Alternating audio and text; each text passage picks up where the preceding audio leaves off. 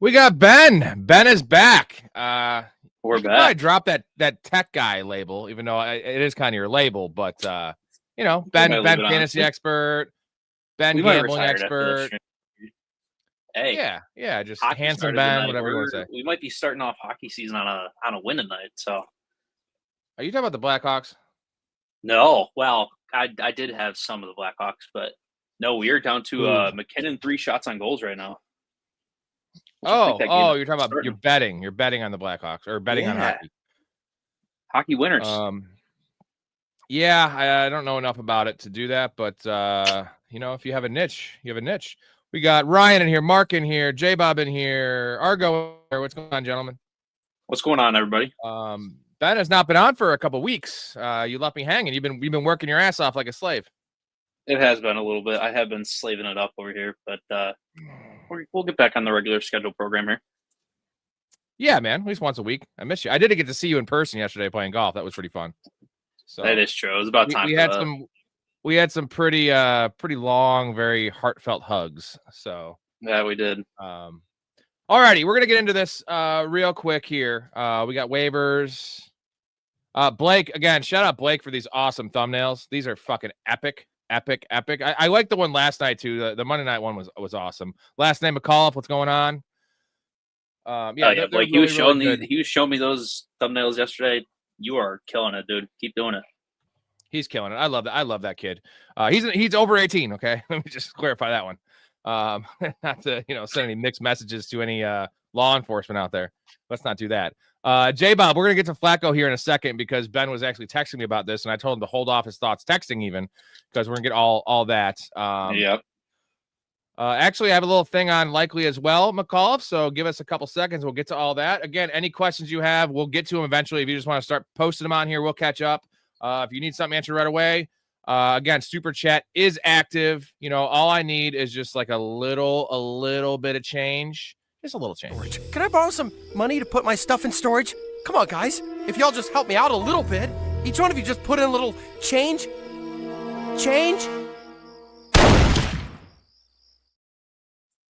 Ben, did you tail the bets last night or no? You haven't tailed it, did you? You didn't tail? I did not tail the bets last night. I told you that you missed Sunday. I went 2-0 last night. Trevor Lawrence rushing yards. The craziest thing, that's why it's the best bet ever. He had 10 rushing attempts he was only 10.5 yards. And I laddered that bitch up just like Shaheed. And then Brian Thomas, it took till 3 minutes left in the game. He had 37 yards in the second quarter, and then doesn't have a catch until 3 minutes left in the game. When the Jags did that pick six, or sorry, when the Chiefs did that pick six, I was like, he's gonna fucking lose this bet. In my defense, I did in the one and only bet that I put out last night. I did have Brian Thomas yards, but it got screwed by Bretton Strange receptions. So you could have just had both of those. You could have just had both of those that I had, and you would have won. You would have not had Strange. When are you guys going to figure this out? I'm not trying to toot my own horn too much, but 24-11 on top of 3 amazing years before that, we're at 64% career on these prop bets, bro. Hey, it was 1 week missed. It was 1 week missed. I've learned my lesson. Not everybody in the chat might have learned their lesson, but trust me, I have. Don't worry. Yes. J-Bob, thank you for the $5 super chat. Appreciate you. We'll talk about Flacco now. How about we do that before we get to waivers? Right. So he says, I'm not certain that Flacco is better than Browning but he couldn't possibly be worse. Chase is back. I mean, I think we saw that Chase is back last week, right? Yeah, 100%. Thanks, Ryan.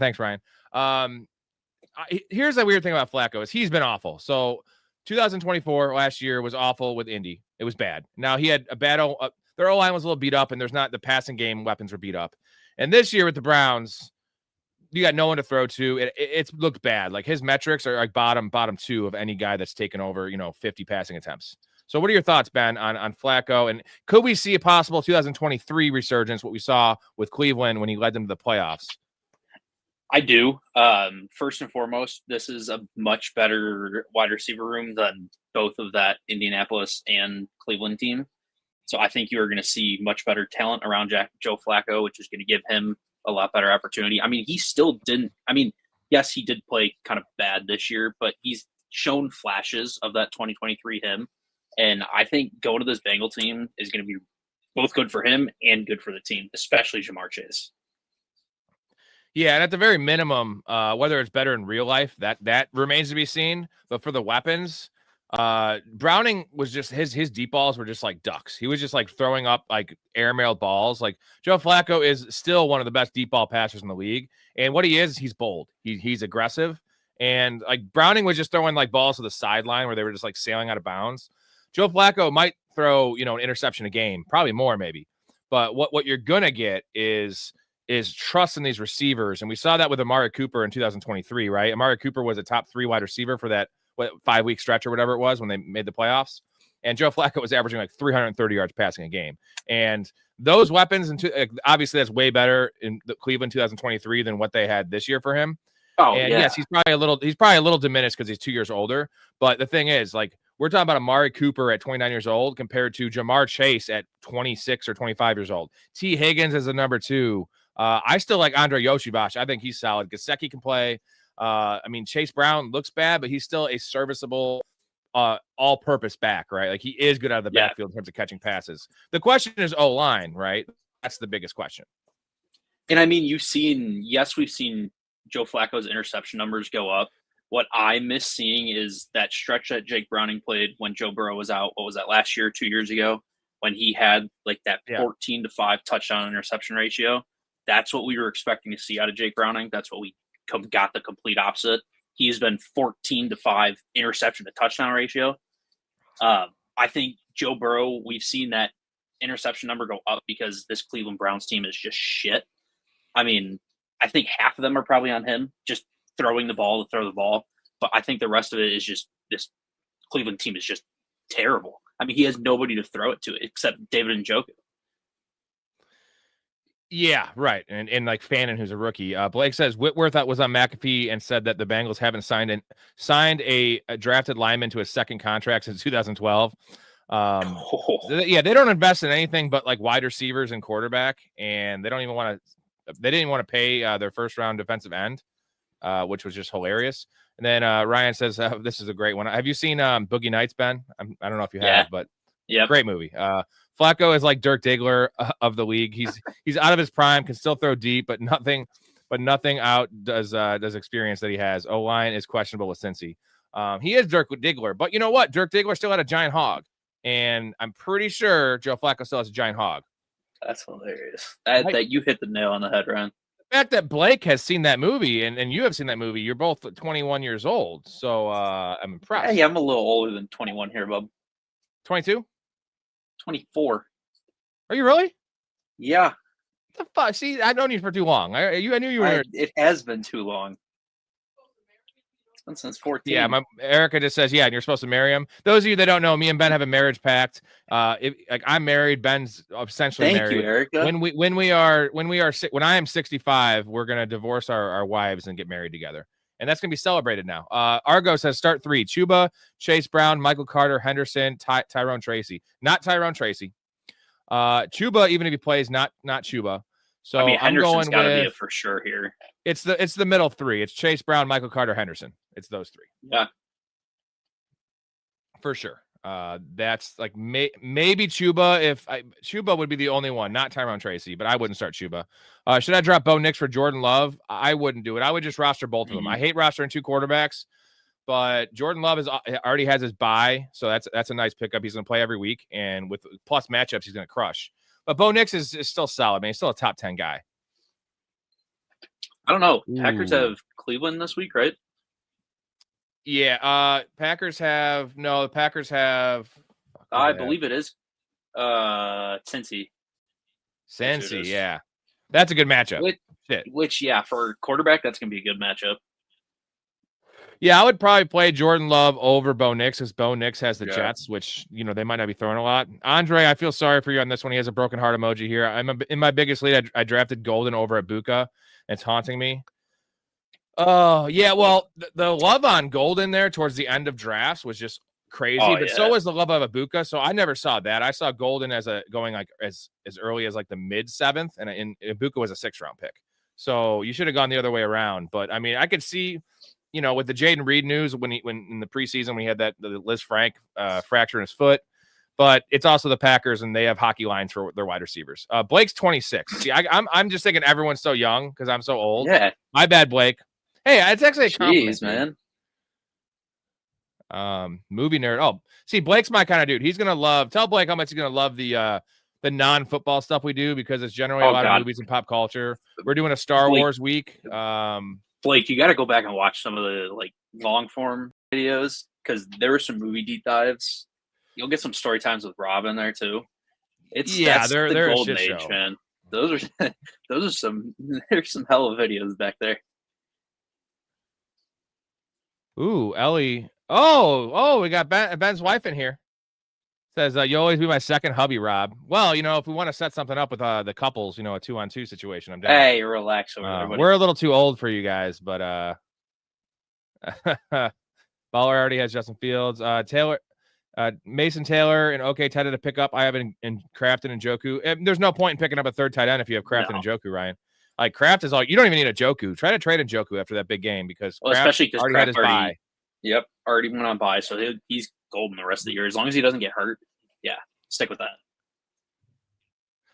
that. Phoenix, my team is an injury train wreck. It is what it is. Yeah, but dude, it's never, like last week you could have picked up Michael Carter. Like there's going to be guys. We're going to talk about Hassan Haskins here in a little bit. There's going to be guys you can pick up for this week and beyond. Sneaky Gollum in the packet. Jordan Love or Matthew Stafford.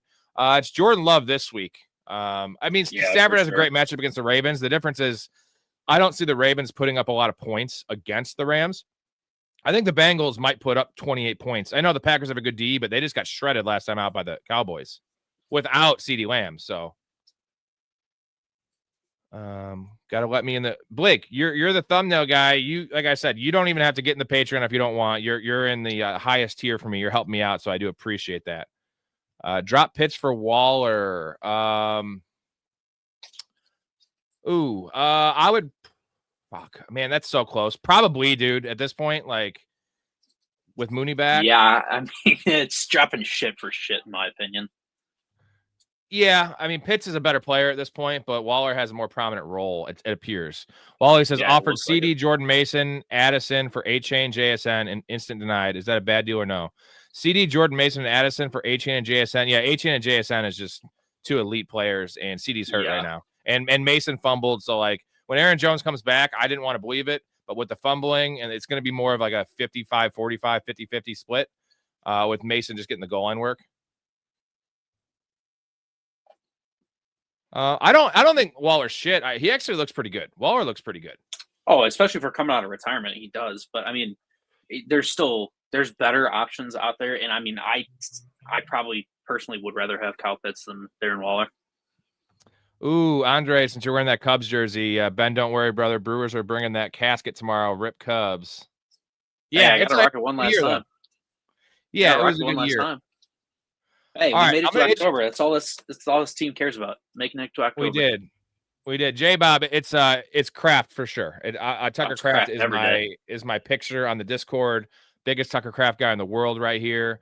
I'm going to answer Mark's question. Then we're going to take a break on questions and get to the waiver wire segment here. And then you can keep on asking them, and then we will get to everyone's question. I'll answer both these, and then we'll get to the intro here. Drop Kyler for Goff. I'm dropping Judy for Goff and my kicker for Mason Taylor. Yeah, definitely. We want Goff over Kyler. Kyler, yeah, it just looks bad. Now. I have a sneaking suspicion Ben might have a little Kyler take here. Ryan says, fuck everyone from Wisconsin. They're not all bad. The chicks are a little bigger, but besides I agree, Ryan. Sneaky Gollum in the pocket. Barkley, Cook, or Genty for running back. I'm going Barkley this week. I know there's a little bit of an injury concern. I think it's just resting, and they're going to just tee off on the Giants on Barkley game. Do you agree, Ben? That's good options, though. Yeah, I probably would take Barkley out of that. I mean, I think from what I remember looking at the schedule, it was pretty good matchups for all of them. But I'd probably still go Barkley out of everything. All right, last question before the intro. I keep on saying that, but for sure, Andre, I do appreciate Andre here. Who's the better stash, Vidal or Haskins? Better stash? I don't know. I would trust Haskins more this week just because he comps more of as an early down banger, and they have a great matchup. So, yeah, but that's short term. I don't know if I'm going him being the better stash the rest of the year. I probably would go Vidal. Right. But the thing is, it's not a season-ending injury for Hampton. So, like, if I'm going this week for Haskins, I probably wouldn't just want to go Haskins in general because we're talking about a 4 to 5 week injury with all reports. Okay, last one. Leonard, been saving my waiver pick all year.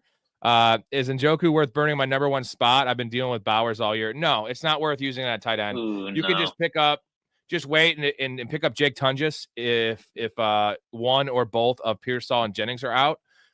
You got Theo Johnson, you got Mason Taylor, you got Harold Fannin. Maybe there's guys. AJ Martin. Maybe you can get him without using a waiver claim. It's not worth it with the uncertainty of he might be available after waivers. If it was like a number 8 claim, right? If you had the eighth claim, maybe not the first claim. That's valuable as hell, bro. Mm-hmm.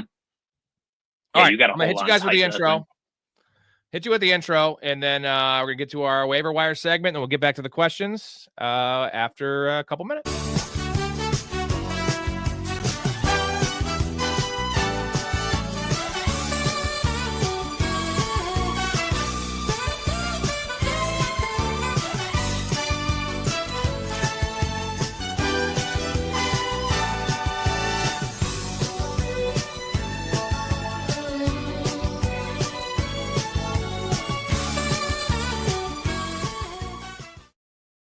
Ben, I got you on the intro finally. So now we're going to get to our 2 big things. Since Ben wasn't on the show, we're going to get to our 2 big things from week 5 before we move on to the week 6 waivers.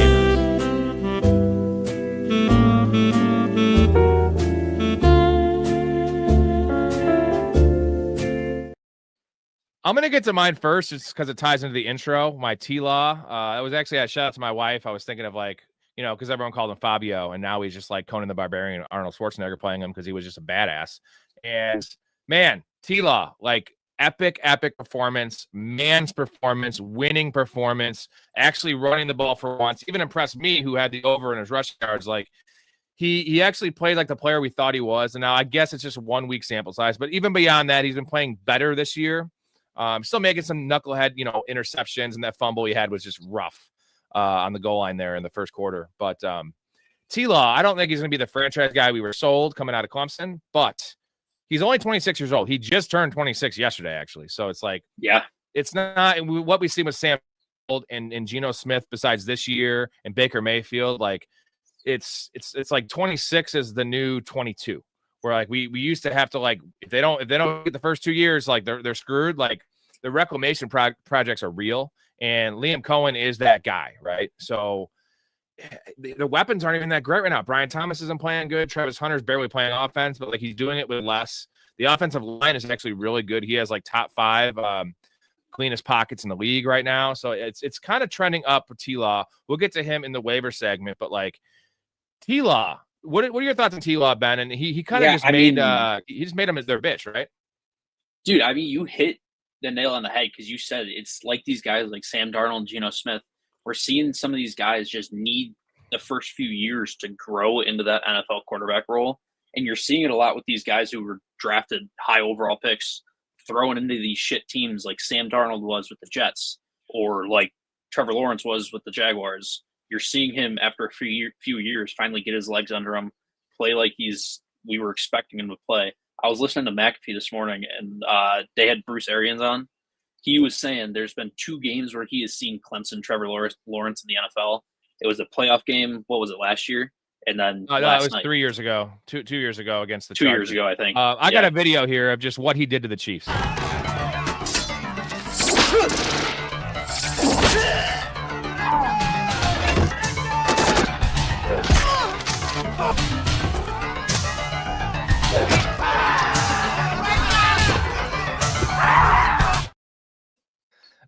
Commando, one of my favorite Arnold Schwarzenegger's movie. If you haven't seen that movie, just the last 30 minutes of that movie, that's my favorite scene in action movie history, called the tool shed scene. He took the Chiefs to the tool shed. Ben, what is your one big thing from the weekend? My big thing from the weekend, I thought we were all finally going to see this team turn around playing against a shit Tennessee Titans team, but the Cardinals collapsed, man.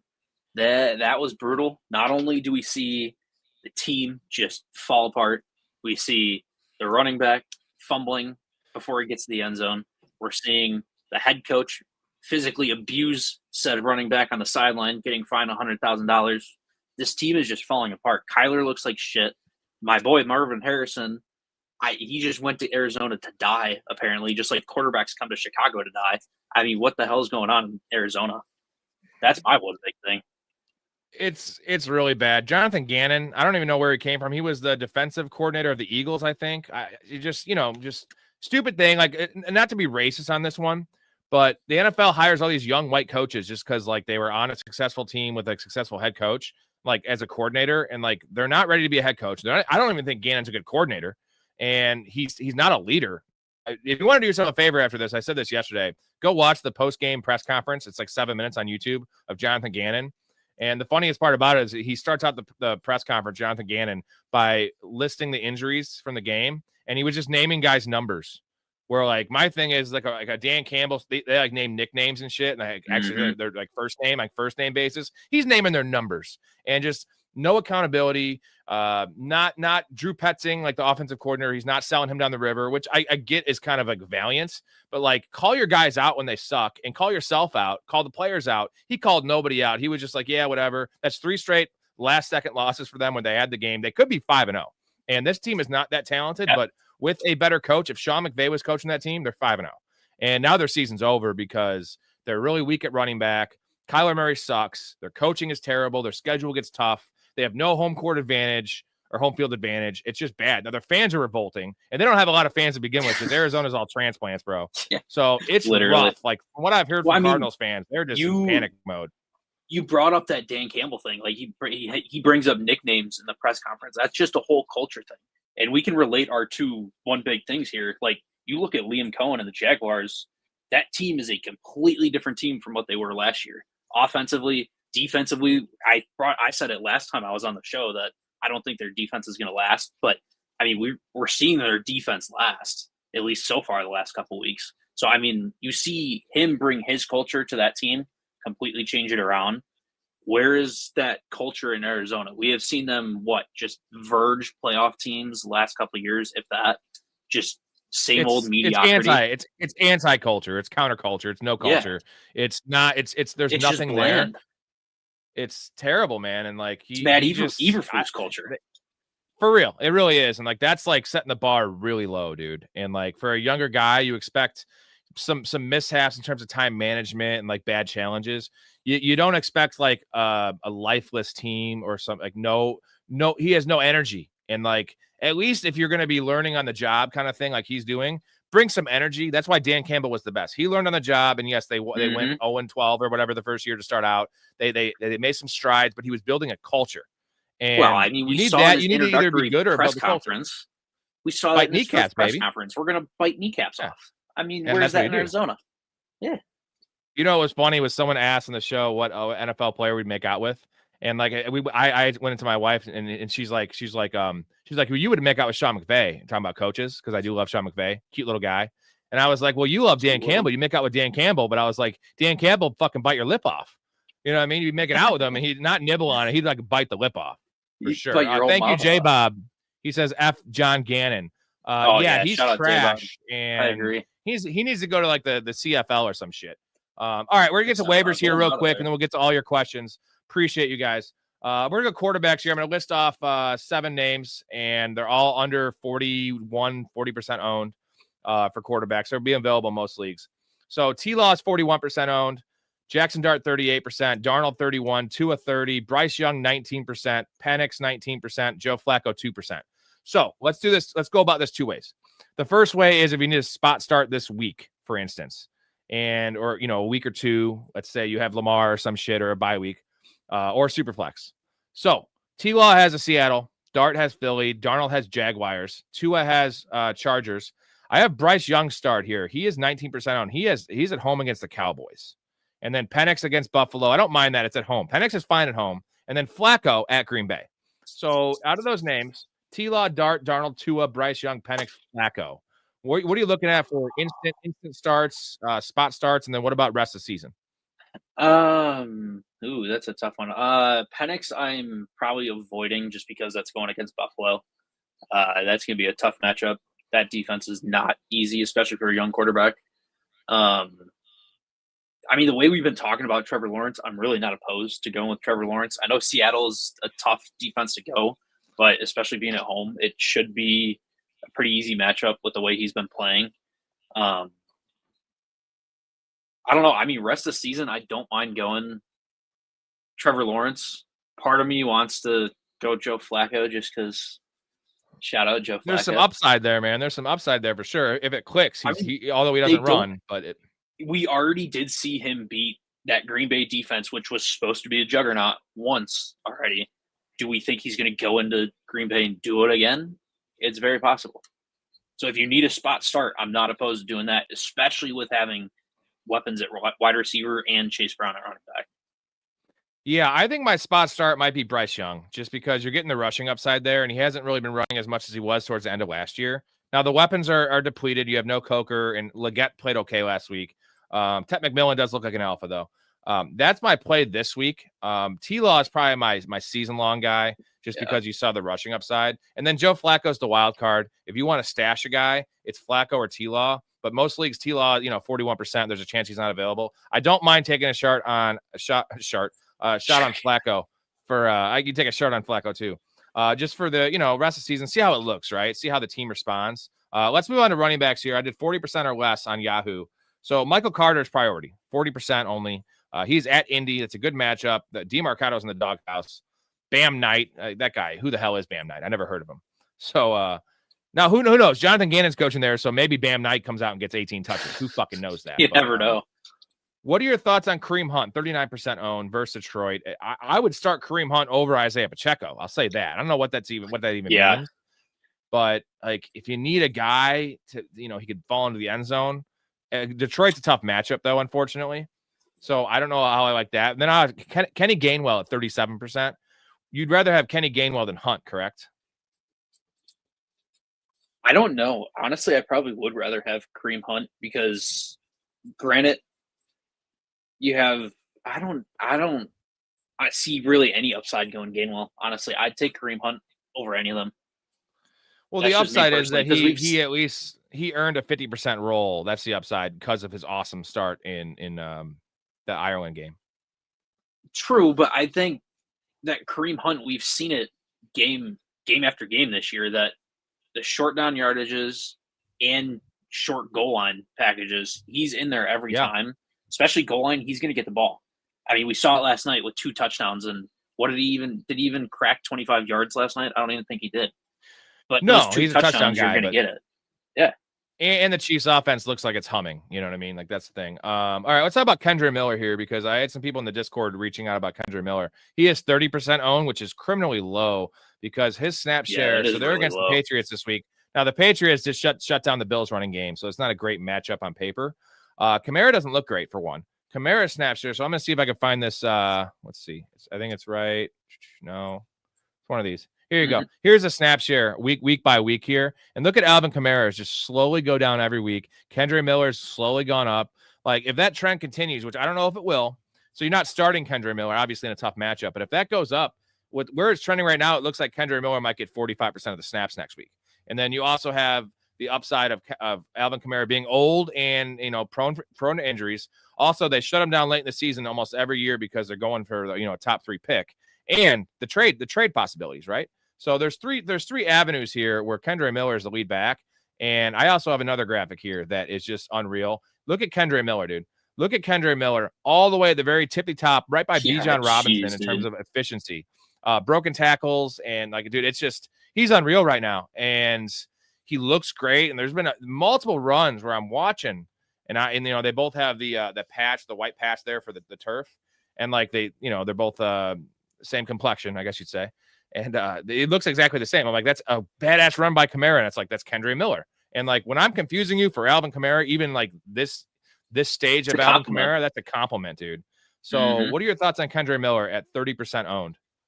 I actually do really like that because I agree with you. I think I think minimum 45% snaps next week because I think we're seeing the Saints team. Obviously, the Saints team's going down. They're going to be going for that top 3 pick. Like you said, they shut him down every season at the end of the year. I think we're just going to see it start to get earlier, especially as we're creeping towards the trade deadline. I think this year there's probably more steam than anything for him getting traded. So I think that Kendra Miller stock is going to shoot way up in the coming weeks. So if it's only at 30% now, get him while you can. And there's also the upside of the offense will, I'm not going to say get better, but it's not going to get worse because Spencer Rattler did take a step. He finally got his first win, by the way. He saved Deshaun Kaiser, who has the all-time record of I think it's 13 or 14 straight losses to start a career, 0-14. He's 1-10 now, but he's been playing okay. And you have Tyler Shuck waiting in the wings. So if he starts failing, then you have at least some new blood in there in Tyler Shuck. So you have that kind of built in. It's not like a Brown situation where we all think Shedeur Sanders sucks. So if Dylan Gabriel sucks, it's probably going to be worse with Shedeur Sanders. I kind of have some hope for Tyler Shuck, who was a second-round pick. And he's one of them old rookies that played, 6 years in college. He's 25 years old. That's worked out pretty well for the most recent. As much as I hate that, Michael Penix, some of these guys that come in the league at 25, they're generally more ready to play than a Zach Wilson, for instance, who was 20. It looked like he was 12 and just wanted to bang Milk. So Kendre Miller, we like him. A couple deep names here. Let's get to real quick. Isaiah Davis, 5% owned. This is similar to the Kendre Miller thing where there's multiple avenues where he can start. He's going to probably be as usable, if not more usable than Kendre Miller because it seems to me Braylon Allen's out for the year. So? It's 8 to 12 weeks. He's 21 years old, man. Why would they bring him back if they have one win? Just save Braylon Allen. They know what they have in Braylon Allen, I feel like. Well, and they like Isaiah Davis. They were both drafted last year. I don't know. Their running back 1 is behind center, and their running back 2 is behind the guy behind center. So that's true. But Isaiah Davis, 5%. You're going to get some usable, 35% snap shares, and you also have the Breece Hall trade possibility. So another guy that could be a starter based on a trade, which I love. That's just another variable. Where your Blake Corums of the world, they need an injury.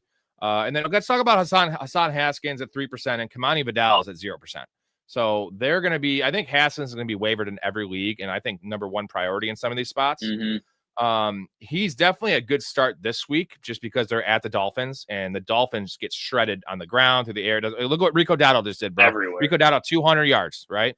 So, and I know that the offensive line's really banged up there with the Chargers, but Hassan Haskins is a big boy. He's a pro. I don't know how much they trust Vidal. He's if anything, he's just a scat back. So what are your thoughts on Haskins going forward and this week in particular? Going forward, it's obviously you have Hampton. If it's a short-term injury, then you have him coming back. But especially this week for sure, I do agree with you. Everybody has just been tearing up Miami. I thankfully benefited from that Rico Dowdle this week. But, 200-something yards is just absolutely absurd. So I think Haskins is in line for a huge week, especially in a Harbaugh offense. It doesn't matter who you have back there. He's going to give him the ball, going to run it with him. So I think for sure this week, possibly next week. I think it's kind of waiting to see what that Hampton injury timeline ends up being and then go from there then. So we're assuming it's going to be 4 weeks minimum for Hampton being out. Let's call it 5 because these guys, Kittle, for instance, is not coming back the first week he's eligible. This seems like a worse injury than what Kittle had. We have they're at Dolphins this week. Then they have home against the Colts, which they're success. You could run against them a little bit, but not a great matchup. Then they have at home against the Vikings, really tough matchup. Then you have at Titans, that's a cakey one, and then at home against the Steelers, who can be ran on. So 3 out of 5.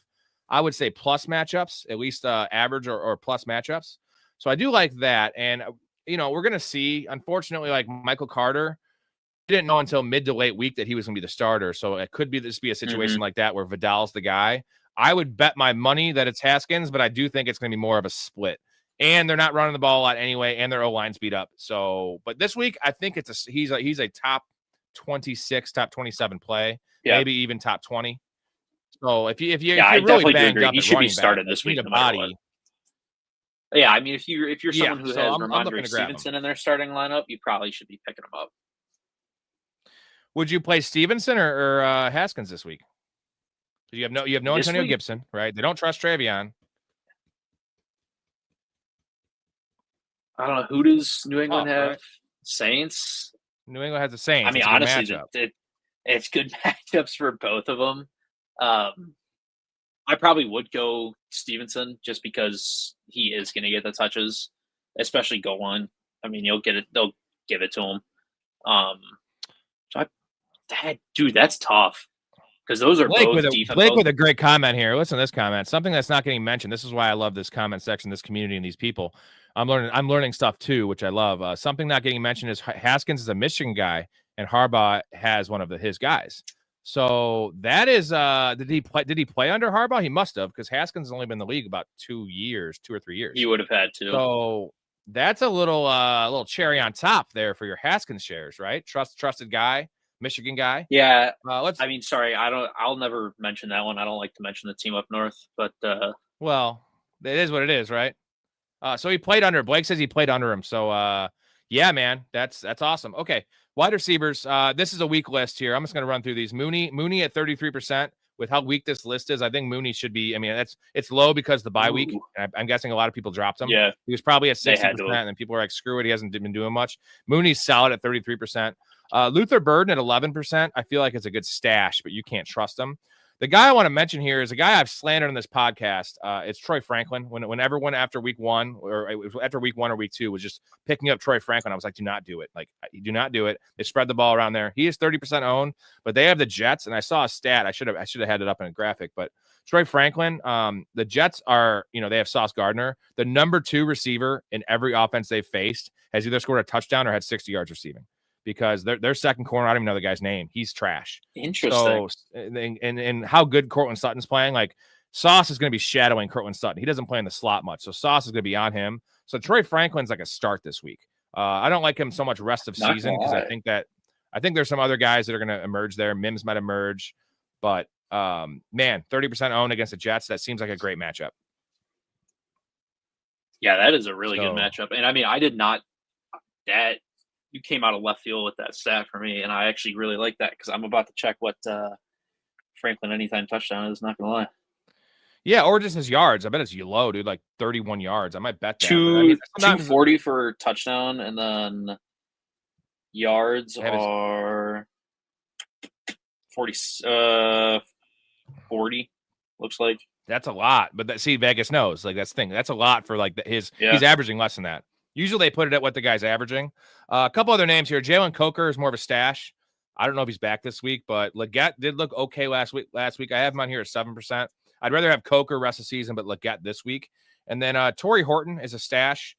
Cooper Kupp's looking okay, but he is always a hamstring or ankle injury away from just being done.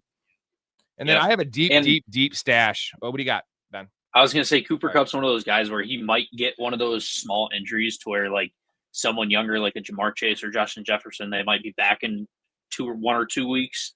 That's going to take Cooper Kupp 4 or 5 weeks. So you got to take that into consideration too. That is a good stash right there. I have a really good deep stash. If you're in a deep league like my league, Ben, that we're in, it's Besh from the Raiders, Jack Besh. Yeah. So here's my thought process here. Brock Bowers, ominous. We don't know. What if he goes on IR? I feel like Dante Thornton experiment has gone wrong. So like he's just not that guy. He's not polished enough. And Jacoby Myers could be traded because he wanted to trade before the season. They're 2 losses away in that division they're in. I know the Chiefs are 2-3, but they're not beating the Chiefs out. They're not beating the Chargers out. They're definitely not beating the Broncos. So they're still in rebuilding mode. Tom Brady might say, screw it. We drafted Jack Besh was the first receiver they drafted. They drafted him ahead of Thornton. So he got on the field only 5 snaps last week, but like he comps as a really good slot receiver. So he would take that Jacoby Myers role. So as a deep stash, just pay attention to this name. You heard it here first. Jack Besh. I feel like he is a dude that could be like a late season. I don't want to say Amon-Ra St. Brown, but like something like that where he's a wide receiver 2, wide receiver 3 in PPR because he's the only guy out there. I wouldn't even say late season. I mean, like you said, they're honestly like 2 or 3 losses away from just going to hell. So I mean, at that point, you get him now. You're looking at probably 4 or 5 weeks, and you'll probably be getting a turn out of him. Yeah, and unless it's like a deep league, you don't have to pick him up now. A guy to just keep on your radar, and he starts playing more snaps, and you start hearing some rumblings of the trade market, or Bowers gets shut down for the season, or on IR, whatever. Tight ends. Let's just go breeze through this. We'll get to all your questions here in a little bit, gentlemen. Thank you for being patient. Harold Fannin, 27% owned at Pittsburgh. Now, Njoku had a great game, but Njoku played 93% of the snaps. Fannin still played 78%, and he was lining up at fullback, tight end, slot receiver. Like, the usage is there. The player is there. He's a good player.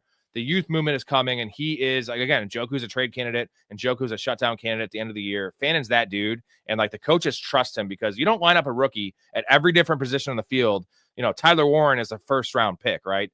Fannin was not that, and he was the leading receiver, not just at tight ends last year in college, at all positions in terms of receiving out of Bowling Green. Dude's production's real. He passes the eye test for me, and I love the usage. So Fannin at 27% is a guy you could start right now if you're in a pinch. I would maybe want to start, Theo Johnson and Mason Taylor over him, but it's close. But I think that he has much more upside like rest of the season. Do you like Harold Fannin, Ben? Yeah, I do. And I think especially with Cleveland just having, they don't really know what they have at quarterback. With it being Gabriel right now, he doesn't have like a bona fide person he's going to throw to. Obviously, he's got Jerry Jeudy out there. Are we going to see Jerry Jeudy become that wide receiver one? I don't think so. I don't see that happening. David Njoku's more of a wide receiver one than anything on that team. I think Fannin's fitting well into that tight end 2, but also kind of wide receiver 2 spot. So I think you're going to see a lot more turnout of him the next couple weeks. Yeah, and the thing is, definitely with Gabriel, he does not have a strong arm, and it seems like this offense is going to be just throwing to running backs and throwing to tight ends. And Shedeur Sanders is not much better. So you're getting a lot, and the receivers suck there. Like Jerry Jeudy's terrible. Tillman's on IR, who I love Tillman, but he's out for 4 or 5 weeks. And Isaiah Bond is just he's bad. He doesn't even know how to run a route. Yeah. Colston Loveland at 27% as well. This is strictly a stash, but his bye week has passed. So he was a top 10 pick in the NFL draft, and it's a bad pick. We hate Colston Loveland. I don't think he's very good, but high draft capital. He's going to see the field more and more, and by the end of the year, maybe he's a tight end 1 there over Cole Kmet. Just a guy to kind of stash if you have a deep. I hate stashing tight ends, but if you're rolling with a middling, a Hawkinson or one of those guys, I think Loveland could be an upside play later in the season. Yeah, I think that you're not going to see that upside till late in the season, just depending on how this Bears team goes. It's not a bad stash, but I do think there are much better tight end options, especially that would be like available with only being 10%. Like around that 10%, there's got to be other options than just Colston Loveland. So. Last 2 names, I want to compare these guys. These are hot topic names here. Remember that store, Ben? Or no, you're too young. Hot Topic. It was like the goth store. I do remember that store. Yeah, love that goth store. Yeah. Gadzooks was another one. There was 2 of them. It was Hot Topic and Gadzooks. I used to in middle school buy these shiny shirts and I thought it was cool. I was a fucking loser. Mason Taylor and Theo Johnson. Mason Taylor's 14% owned and Theo Johnson's 11% owned. Who do you prefer this week? And then who do you prefer rest of season? I'm probably going Mason Taylor. I might honestly go Mason Taylor both this week and the rest of the season. My reason being is just you have much better upside out of him, I think. They're both good players. I think you might have an argument for going immediate need Theo Johnson instead. But rest of the season, I'm for sure taking Taylor.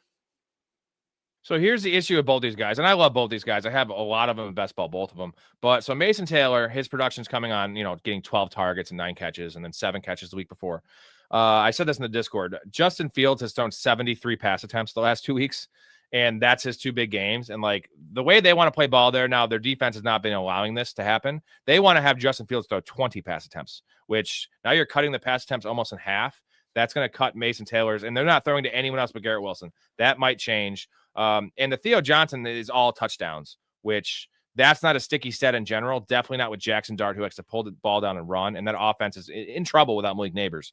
So I think I'd probably want Theo Johnson just because I feel like when we're talking about this level of tight end, a touchdown makes your week. And Mason Taylor has no touchdown upside, right? Because it's going to Garrett Wilson or it's going to Fields' legs or it's going to Breece Hall.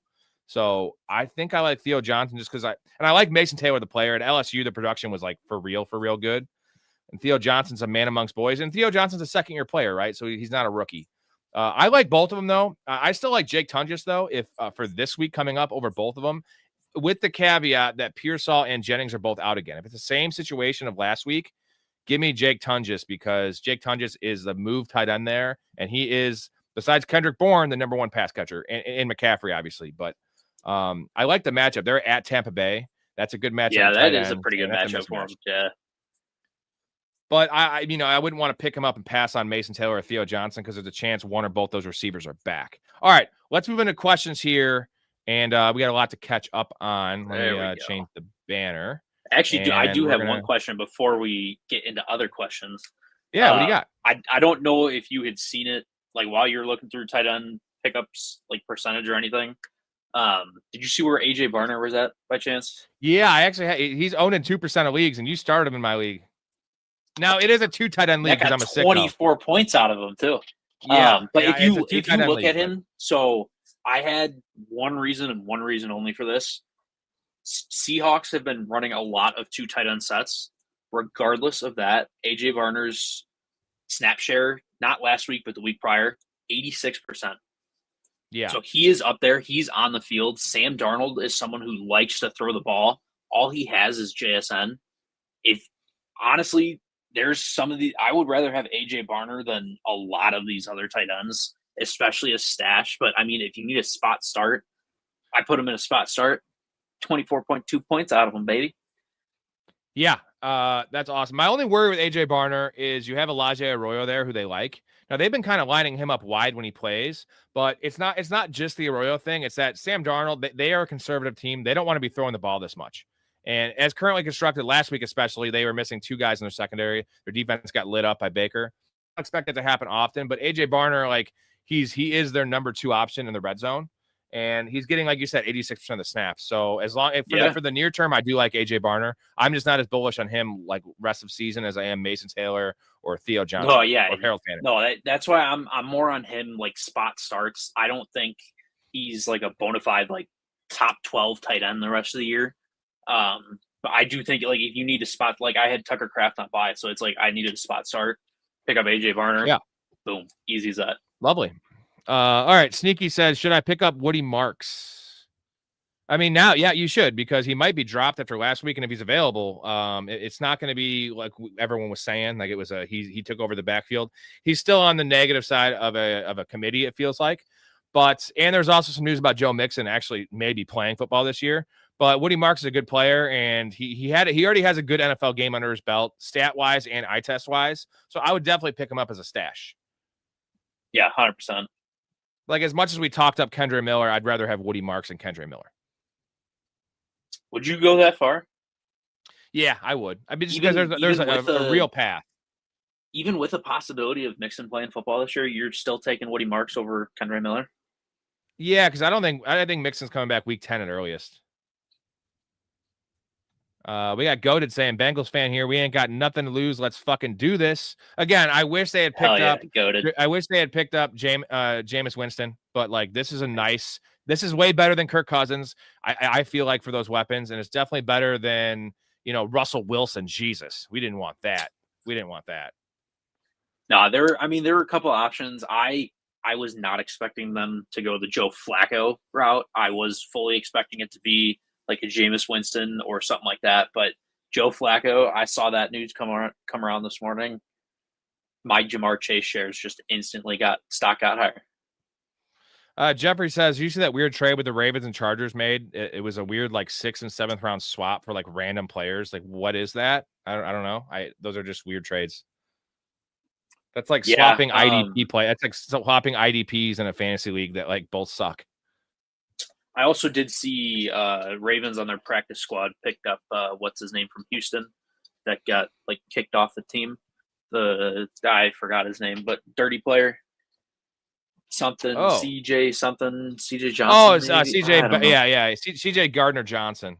Yes. He is a dirty fucking player, man. He is fucking hitting Justin Fields in the head. I remember that. That bitch. Michael Hart. Apparently the Yankees were down 6-1 and came back to win 9-6. Yeah, they did. I was watching that before the hockey game came on, but Aaron Judge hit a nice 3-run homer, and then Jazz hit a nice little solo. That was good. Good plays there. That's their season. Well, I mean, they were backs against the wall. They were down 0-2. They had to do something. Right. They would have been down 3-0. So, well, they would have lost the series. We talked about that a little bit. Goated Leangelo. Leangelo's not very good, but yes, he is. Anyways, yeah, you would. He's best out of the 3. Yeah, that's not saying much, but Jonathan Gannon smacking DeMarcado, which I actually like because my biggest gripe was he doesn't show any emotion. But maybe don't hit your players though, because that's not a good look. Yeah, I mean, you could have gotten away with the first hit. I think the second hit is probably put it over the top because I mean the first one from the camera view, it looks like he's just giving him like a fist bump in the chest, like, come on, let's go. And then the second one was full, like lined up and I'm going to punch you either in the chest or the arm. Namek says, should I drop Fannin for Kincaid? Yeah, because Kincaid right now is currently the number 2 tight end in fantasy. Yeah. And I don't think that's going to keep up. He's a top 12 dude for sure. Yeah, I mean, I would Kincaid over most guys. Yeah, over most guys. He's not Tucker Kraft level by any means, but I mean, you are seeing get a lot more production out of Kincaid this year than the last couple of years. This is a funny one from Jason. I wasn't even paying attention to this. Joe Flacco is going to make history this week by beating the Packers for a second time this year. That's a possibility, man. And like, I feel like if he beat them with the Browns, I know the Browns probably definitely have a better defense, but I still think the Bengals have better talent all around. One of the co-hosts on McAfee, I have nothing better to do with my life, so I listen to Pat McAfee all the time. One of his co-hosts, Ty Schmidt, he said brought up that point today. He's like, this dude is about to become the first player in NFL history to beat the same team twice in 1 year, like on 2 different teams. Right. And like, he did that without even having, being in the same division. He's in a different division, both AFC teams. We got J-Bob with his thank you for your nightly donation for saying go Birds. Wants me to promote the Eagles. I can't wait for them to beat the shit out of the Giants this week. And I'm really looking forward to betting Saquon Barkley or both AJ Brown's yards. So I feel like they're just going to, they can toy around with it. They're going to get AJ his. Saquon's going to bust out a long run. This has the makings of like a 34-10 game. Would you agree? Yeah, I might do a little Saquon, Jalen Hurts, 2 touchdowns each, to be honest. You and your touchdowns. See, I go yards like a real man. Yards are easier to fucking predict, man. You kidding? You know what those odds are going to be on that? That's fine. I'll just do my yards, or I'll do alt yards and get the same. No, odds. I was going to say Scott, you're going to do alt yards and first touchdown score and fucking. I do like first over first total. Touchdown score. Somehow win 10 to fucking $3,000 somehow. All right, Scott, thank you for the super chat. Starts Judkins, Jacobs, Henry, Genty, ETN, 2 running backs and a flex. So he's got to start 3. Ooh, Jacobs for sure. I like this lineup here. Judkins, the first 2. Judkins and Jacobs for sure. And then I think Genty. You think Genty over Henry? I don't. Yeah, I can't start. I love Henry, but this week against the Rams, bro, like, what are you getting out of him? If he doesn't score a touchdown, you're getting. I think that Rams defense has been a little bit better. I probably would go Genty then. Yeah, I do. Judkins, Jacobs for sure. I mean, there's no question about that. Those 2 have to be in the starting lineup. But I probably would put Genty in there. I will say this, Scott. You need to make a trade because you have 5 starting running backs right now. And I would probably trade ETN as my number 1 trade candidate there because his stock is really high. I don't believe in that as much. I think Judkins is my second guy I trade because Genty is going to be better than what he's shown. Henry, you can't trade right now because he's in the shitter. And Josh Jacobs is just too good to trade. So Judkins, I feel like his stock's really high. I would rather just trade ETN though. ETN and Judkins, trade one of those 2 for sure and get a wide receiver. Trade your wide receiver 3 and trade ETN and try to get a Drake London or Nico Collins or, try to trade 100%. ETN for anyone, anyone, the wide receiver 2, something to increase your team or an elite tight end, something like that. Try to get Trey McBride. Yeah, try to get Tyler Warren. At this time right now, you can sell high on ETN because like you said, his production has been way up. And I think you got to sell high on him. He cannot keep this up. We've seen him tire off at the end of years every single season. So it's going to come back down. So I think you got to sell high while you can. All right, gentlemen, we got 4 super chats. If I get 10 total for the show, I will be chugging a beer on air, which I did last night, which is fun for me. And it's a good show. Ben, I chug them fast, baby. Wally says, which waiver wire should I do first? Pick up Stafford first. He has Indiana Jones, or pick up Rams D. I wouldn't don't use a waiver on either of those guys. Save your waiver. Because maybe the Rams D, if you have a losing record and you need to win this week, Rams D should be pretty safe to get you 10 or 12. I don't like that business. I want to keep my waiver claim. You can use it in a trade. Look at all the running backs getting hurt, man. Save it for an elite running back, if there's someone on the wire later in the season. Yeah, I do agree with that. I'm a huge advocate for saving that waiver wire until like absolutely necessary. So I would wait to see if one of these are for like able to be picked up after that waiver wire clears, but beyond that, save that waiver. I doubt someone. I mean, if you're in a league where people are just using their waiver claims and you have the number 1 claim, I still wouldn't do it. I mean, just see if they're available. There's a chance they're available. If not, just get another defense. We never know what these team defenses. And I wouldn't drop Jones. I think I have Jones and Stafford ranked right next to each other for the rest of the season. So, Yeah. it One doesn't week, really one's matter going to to me. jump the other. The next week, the other's going to jump. So, I mean, they're kind of neck and neck there. Ben, what do you think the chances are the Chiefs miss the playoffs this year? 7 teams make it in the AFC. What is your percent? They're 2-3, but they're getting Rashee Rice back next week. They're getting healthier. There's absolutely no shot they're missing the playoffs. I mean, I'm going to always say there's some chance because Mahomes could get hurt, right? So, like 10%? Probably less than 10%. I'd probably go between 5 and 10%. Yeah, you know what? They also do have Gardner Minshew as a backup, and he'd kill it under Andy Reid. So exactly. I'm a huge Gardner fan, so that honestly, I'd go low. I'd probably go 0 to 5%. Michael says I was hoarding quarterbacks to trade one. That strategy, I'm not a big fan of it, but if he actually got away with it, he said he finally pulled one off. I have May and DJ at quarterback, still after trading away Herbert today for David Montgomery. Hell yeah. Great trade for you because Herbert is looking like a depreciated asset going down the stretch with they're on their 4th and 5th tackles right now. So, and he still has especially Demo picking up that Hampton loss and having JT and Scat on the team. I like that. That's a good trade. Team Money says with Flacco being traded, will Sanders start soon? Hopefully, they're going to get a look at him. I think what they're going to do is probably start 5 or 6 games of Gabriel, give him a shot, and unless he's like lighting up the world and they're winning, which isn't probably going to happen, they're going to start Sanders and get a look at both of them because they need to figure out what's going on for next year. They have 2 first-round picks. It was said to be an amazing quarterback class. Doesn't appear to be, but at some point, Arch Manning might produce. Clay Klubnik might be okay. Like they need a quarterback of the future, and I don't think either of these guys are, and they get to see what it is, right, Ben? Yeah, I don't think either of these guys are the quarterback they're looking for. These are just going to be rentals till they can hopefully find somebody next year. But honestly, next year I think might be in the same boat, especially if Arch ends up staying at Texas another year or two. Champagne says that with Andrew trade rumors, should I drop Ertz for likely? No, I don't think that's a real thing. They're in Super Bowl mode still. I don't care if they're 1-4. They're going to be 1-5. They're still going to make the playoffs. Their schedule is so easy after the bye week, and if they get healthy, like they're going to win 10 games. So they need Mark Andrews. They're not in the why are they trading for assets? Either way, like they're not going to give up in the season, right? There is a lot of steam of Mark Andrews to Tampa Bay reuniting with. Why Baker. would they? And they get a draft pick? So I mean, does that help them out this year? Probably not. But is he helping them out this year? They're still 1-4. Yeah, but like they're just not. I don't feel like that's a team in the market. They're in win now mode with the coach, the quarterback, the age of the roster. That like getting a 5th. You're not going to get much from Mark Andrews right now. What are you getting, a 5th round pick? Like what does that do? Tampa's also in the position too where they don't have Mike Evans. They don't have any other. Kate Otton's their best tight end.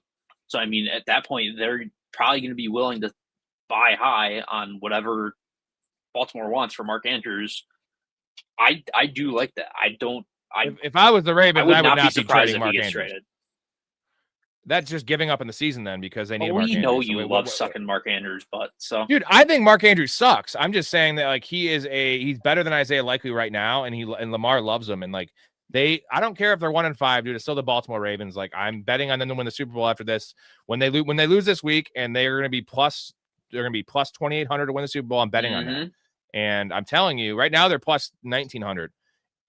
We'll see what that goes to, but something.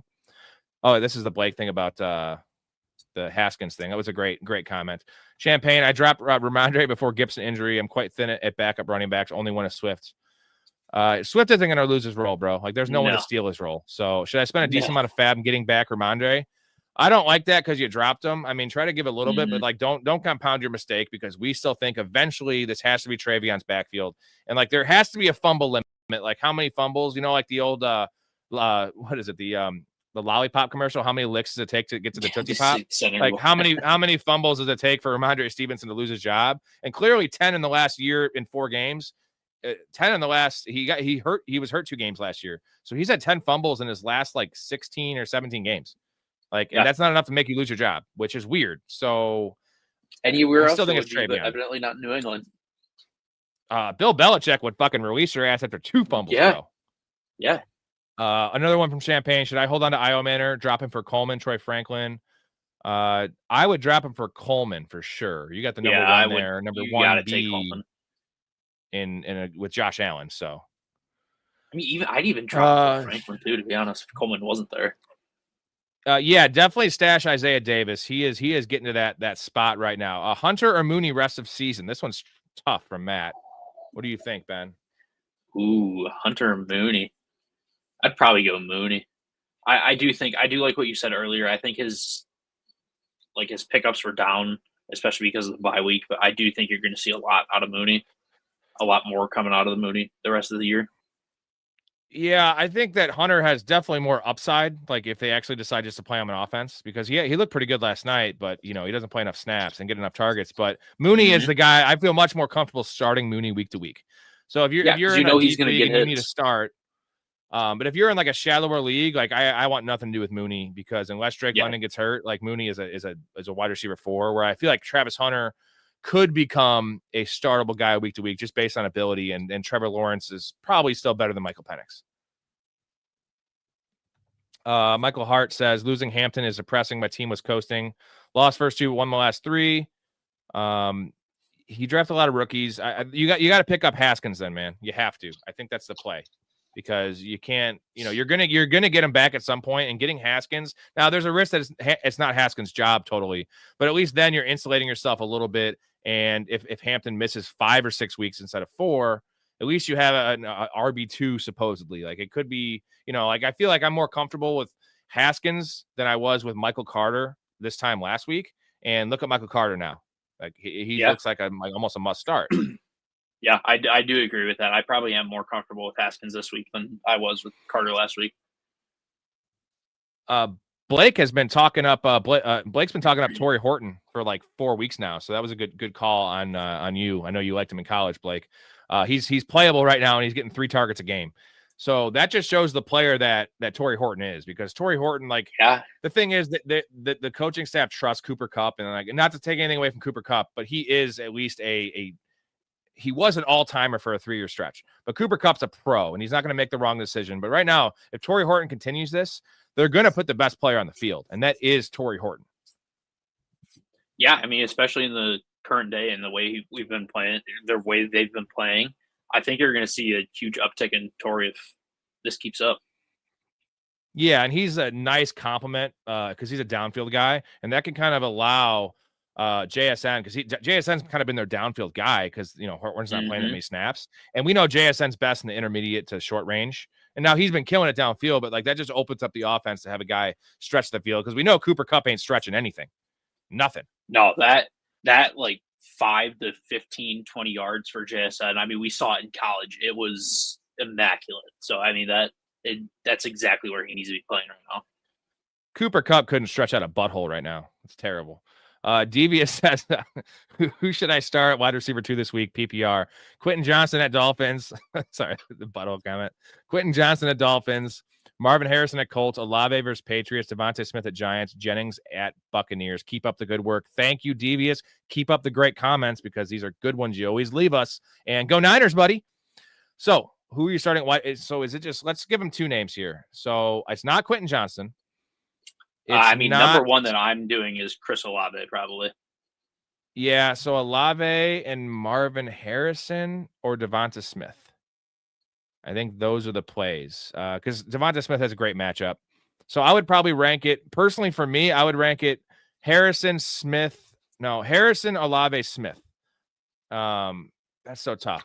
I probably would almost go Olave, Harrison. I honestly don't mind Jennings over Devontae Smith. Well, Jennings is banged up though, dude. Yeah, but still, there's nobody to throw to. I know, but they have Jake Tunges. He's leaving every game early, and I just hate that. That's a Jalen Waddle experience. You watch the game, and he gets dinged up. He misses a quarter, doesn't finish the game. I hate that. So I think any of those 3, the middle 3 guys are the answer, just depending on your personal preference. I wouldn't start QJ this week. It's full PPR. No. That's a big. I know it's a good matchup, but I like the other guys, and I think that Marvin Harrison is showing us something here the last couple weeks. Hustle says this is a good deal. If I trade Jacoby, Pollard for Brees, and maybe Algier or Juwan Jennings, I have Bijan. So Oh man, Jacoby and Pollard. Yeah, probably because Pollard right now is trending downward. They mentioned they want to get Tajay Spears more involved. He'll slowly work back in after that ankle injury. And Breece Hall is that dude. And there's also the inherent upside of Breece Hall getting traded to the Chiefs or something, or the Bears. Or even not him getting traded. He's still going to get his production because there's nobody else in that Jets. Right, with Braylon Allen being hurt. This is awesome. And yeah, getting Algier. I probably prefer Jennings in a vacuum over Algier. But since you have Bijan, at least you're getting you're setting it and forgetting it with. And I love that. Justin says, is Trevor Lawrence back? And do I start him over Darnold? This week's a tough matchup for T-Law. So I think he looks like a functional NFL quarterback with some upside, actually using his legs for once. So Ben, you're gonna love this question here. This is for you because you're the biggest Bears fan. I know. How are we feeling about DJ Moore, fellas? Let's do it. Break it up into two factions here: real life and then fantasy. Or are they the same? Fantasy, I'd probably be a little bit more worried just because this Bears team, you do not know what the hell you're going to get week in and week out.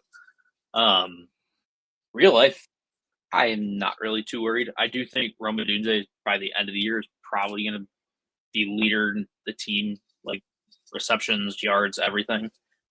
Just because his connection with Caleb looks a lot better than his connection with DJ Moore. Now, if it was Justin Fields behind center, I would completely flip that. I think him and DJ Moore had a better connection than we're seeing with Caleb Williams. But real life, not too worried. Fantasy, I would probably be worried. I mean, he'd probably be on the verge of, like, on that brink of, do I start him? Do I not start him for me? Do you think DJ Moore's a buy low? Because I personally do, because he wasn't even that 100%. Highly drafted. He was a 5th round pick. I think you can get him for literally like a 9th round value, and he's still a good player. Now, the role has not been there. He's still playing every snap. They're just not designing any plays for him. And out of the bye, maybe things change. And I still believe that DJ Moore, currently constructed, is a better player than Rome Odunze. Now, Rome has more upside. He's going to be better down the road. I just think that, like, we've seen this year so far, like, anytime Caleb's trying to, like, create space, make a play, it's going to Rome Odunze. It's not going to DJ. It took them to almost like garbage time to get the ball to DJ Moore in the end zone. I do think the next coming weeks it's going to be a lot more telling. We'll see how this Bears team handles coming off a bye and being able to hopefully be able to move the ball a little bit better. Hopefully they'll be a little bit more consistent. If they're able to do that, I would definitely be looking at buying low on DJ Moore. I'm probably looking at buying low on him regardless. But my worry is probably a little bit higher in fantasy than real life for sure. C. Gaddis, what's going on, man? He has 3 Jets. I don't like that. Fields, Breece, and Garrett Wilson.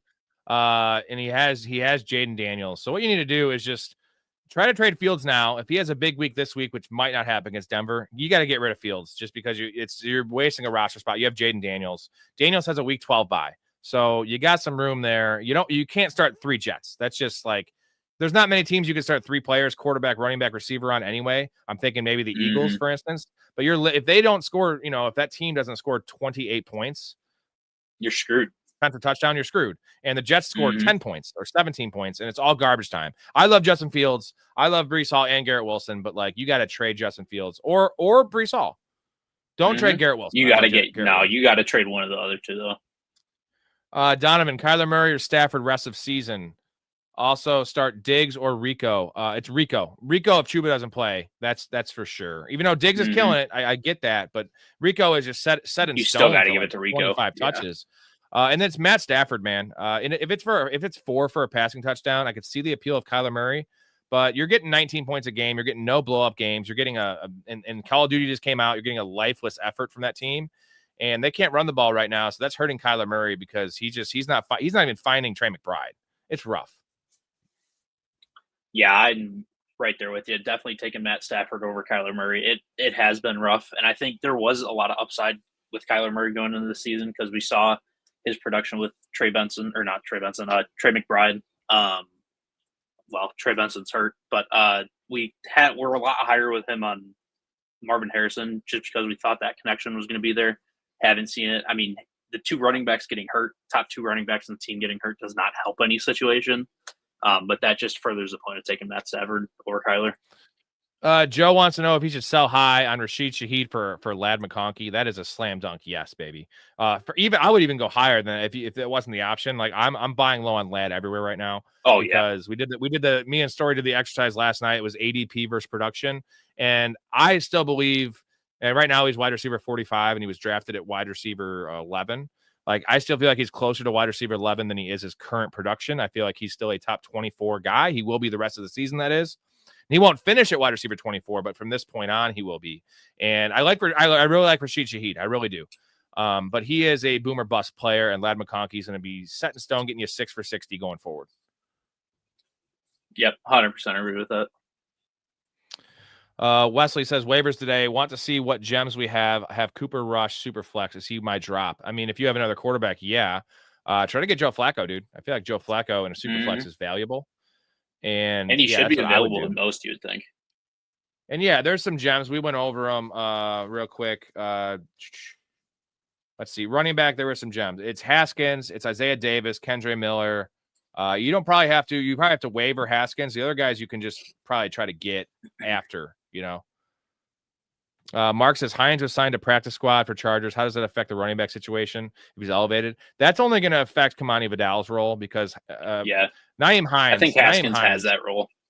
Yeah, Nyheim Hines. That actually is damning for Vidal more because Hines is tiny, right? And he's the one that had that jet ski injury that he missed 2 years. Yeah, he's an older dude. He's 30 years old. Pretty good pass catcher. He's almost like a bad version of James White, which is fine, but he's not an early down back, and Haskins is, and Vidal is not. So like that affects Vidal. That actually makes me like Hassan Haskins more. Yeah, I do definitely agree with that. Take 2 of the 4 tight ends: Hawkinson, Juwan Johnson, Barner, or Njoku. I'm going Hawkinson and Njoku. I know it's boring and it's veterans, but like at least I know their role. They're playing every snap, and those are the 2 for me. Well, I think in that sense, we know their production. We know they're going to get the receptions, the yards. I mean, we know they're going to get the targets in the red zone. I probably would be taking AJ Barner over Juwan Johnson. That's just me personally, just because AJ Barner is now one of my favorite people alive. But I'm with you. I'm taking Hawkinson and Njoku. Well, the Juwan Johnson thing is you got Taysom Hill back in the fold, and that's not good. You know what I mean? That's not good. Like Taysom Hill is going to be playing some of those snaps, and they're going to be running the ball more with him. Wesley says he's taking Vidal over Haskins. Hassan Haskins. I don't know. I want Haskins. If it's a full PPR, I get the Vidal thing, but we just talked about Nyheim Hines, man. Like I think you can grab Vidal, but you can't start him this week, and I'm more comfortable starting Haskins this week. Yeah, 100%. Flacco or T-Law? It's T-Law. It's T-Law still. Flacco has a little bit of that mystery box in him with this offense, but Trevor Lawrence runs. You know what I mean? I don't know. Yeah, you don't know? I don't know. Watch out for Joe Flacco, man. That 40-year-old killer. He is 40. Ryan says start Jacobs, Barkley, Montgomery, or Carter. It's Jacob. Well, shit. It's Barkley actually. Barkley and then Jacobs. It's hard. I mean, if that's your option, if you got to trade somebody, if you have other better options like Bijan or something, if you can't start Jacobs to Barkley. Against I know. I'm probably starting okay, Jacobs. Good call. I just know Barkley's so due, and that's also a very good matchup. Like he's due, right? He is due. He scored last week. Yeah, but he has yet to even break off like a 20-yard run. Last year it was like a 20-yard run every game, and every other game was a 60-yard touchdown. I'm anti. Yeah, you can't go wrong. I think the answer is you can't go wrong either way. Hustle says thoughts on this trade. I got Brees for Pollard and Jacoby. Yeah, sorry, we answered that earlier. We're behind in the chat, gentlemen. We're gonna catch up in the chat. If you really need something answered, toss me a couple bucks and we'll get to it right away. I'm not gonna skip down to the bottom. I'm just gonna go where we're at right now, 10:55. We're 20 minutes behind. We'll try to catch up. League 2 start. Gibbs, Cook, Mason, Rico, or Carter. It's Gibbs and Cook for me, even over Rico. Rico could be in there, but it's Gibbs and Cook, right? Yeah, it's hard to go one away from Gibbs and Cook. I mean, if Chuba's out, you have a real argument for going with Rico. But I'm for sure taking Rico over Mason and Carter. But you can't. It's hard to go away from Cook and Gibbs. J Bob, since it's a super, I got to read it. What's your opinion on the Jewish faith and Jewish people? I think they've been persecuted for a long time, and I've had good experiences with them. That's mine. What about you, Ben? Is that a trap question? I think it is probably a little bit of a trap question. They have been persecuted for a very long time. I think there's one major thing everybody can learn from the people of the Jewish faith, and that is how to save their money. Nice. Yeah. And you got tip better. I guess that's how I would say it. So True. let's see. Braden called the Titans upset. Should I pick up Stephon Diggs on waivers? Guy dropped him for Kareem on Saturday. 100% Diggs for first waiver claim. Whatever you got to do to get that, do that. And you did. Yeah, you did. You did call the Titans upset. And then J Bob also just super chatted again, $2. He said, joke question, stop answering. You know what? I'm like Ron Burgundy, bro. Like, where you put anything on the teleprompter, Ron Burgundy's going to read it. I had someone ask me, it wasn't even a super the other night. He asked me to wish his friend a happy birthday, which was a slur. And like the name, it was almost like Mo Sizlak from The Simpsons, where the prank calls. He's like, huge ass in here. And then he realizes it. I didn't even realize it. I just wished him a happy birthday because that's the kind of guy I am. But I got you, J Bob. Thank you again, though. You're the man. I do want to go off something on that real quick. Speaking of Ron Burgundy, month or two ago, he played at my brother's course at Biltmore. He met him. Bradley met him. Evidently, dude's just real life Ron Burgundy. No shit. Even at a golf course, too. That's awesome. Hey, 4 more supers and I get to chug a beer. I'm looking forward to that. Let's see. Going. So, yeah, he called. I'm going to shout out Braden though. He did call the Titans upset, so that was good awesome. Leslie says have, even though it wasn't a good call because if DeMarcado doesn't be a bum and drop that ball, they're up 28-6. The game's over. But they did win. Very true. They were going to be blown out, but like that's the Cardinals being the Cardinals. Wesley says I have Packers, Texans, and Lions D. Oh, premium D league, extra points for low points and 1.5 per sack. That's why he's got 3 deep. My first comment was we don't roster more than 1 defense, definitely not 3. Man, who do you drop? Packers have a good matchup. Do they though? It's Joe Flacco. Yeah, I think that the Texans have I think you have to keep the Packers defense because we still expect them to be an elite defense. And then the Texans have a great D-line, and the Lions have a good defense. I think the Lions' defense is the drop. I think the Lions' defense is the Lions. Drop. Yeah, I do agree, especially this week, too. The Lions are going into Arrowhead. Who do the Texans have? Look at J-Bob. J-Bob just said drop 2 supers. Anyone else feel free to jump in Texans here. Texans are on by. I have to pour this beer here real quick. We have look at I love J-Bob's awesome. He's probably the coolest Eagles fan I know. Him and Steve Casey. He says need 2 more. Appreciate that. And then Braden has one. He says doesn't matter how they won. It's just that they did. Yeah, you're right. I was just saying more like macro, the fact that like it was a crazy win and the Cardinals lost that game opposed to the Titans winning it. But I will give Cam Ward some credit. That was a coming out party. I'm gonna give him a round of applause. But Cam Ward and Ridley actually played ball. I am still kind of high on Cam Ward. So, yeah, I am too. Feel like he's going to be that dude. Although it's hard for me to trust you on being high on quarterbacks after trusting you for the last 3 years with Anthony Richardson. But, well, Anthony Richardson, I'm wrong on that one for sure. Okay, now we have 12. Holy shit. Look at these guys, man. These guys are fucking great. Shout out to these guys, man. We got chug that beer. Appreciate that. Beer. Thank you, Mark. Thank you. And I guess if we get up to 20, I guess I'll have to do another one. All right, we're up to here right now. You guys ready? Here we go.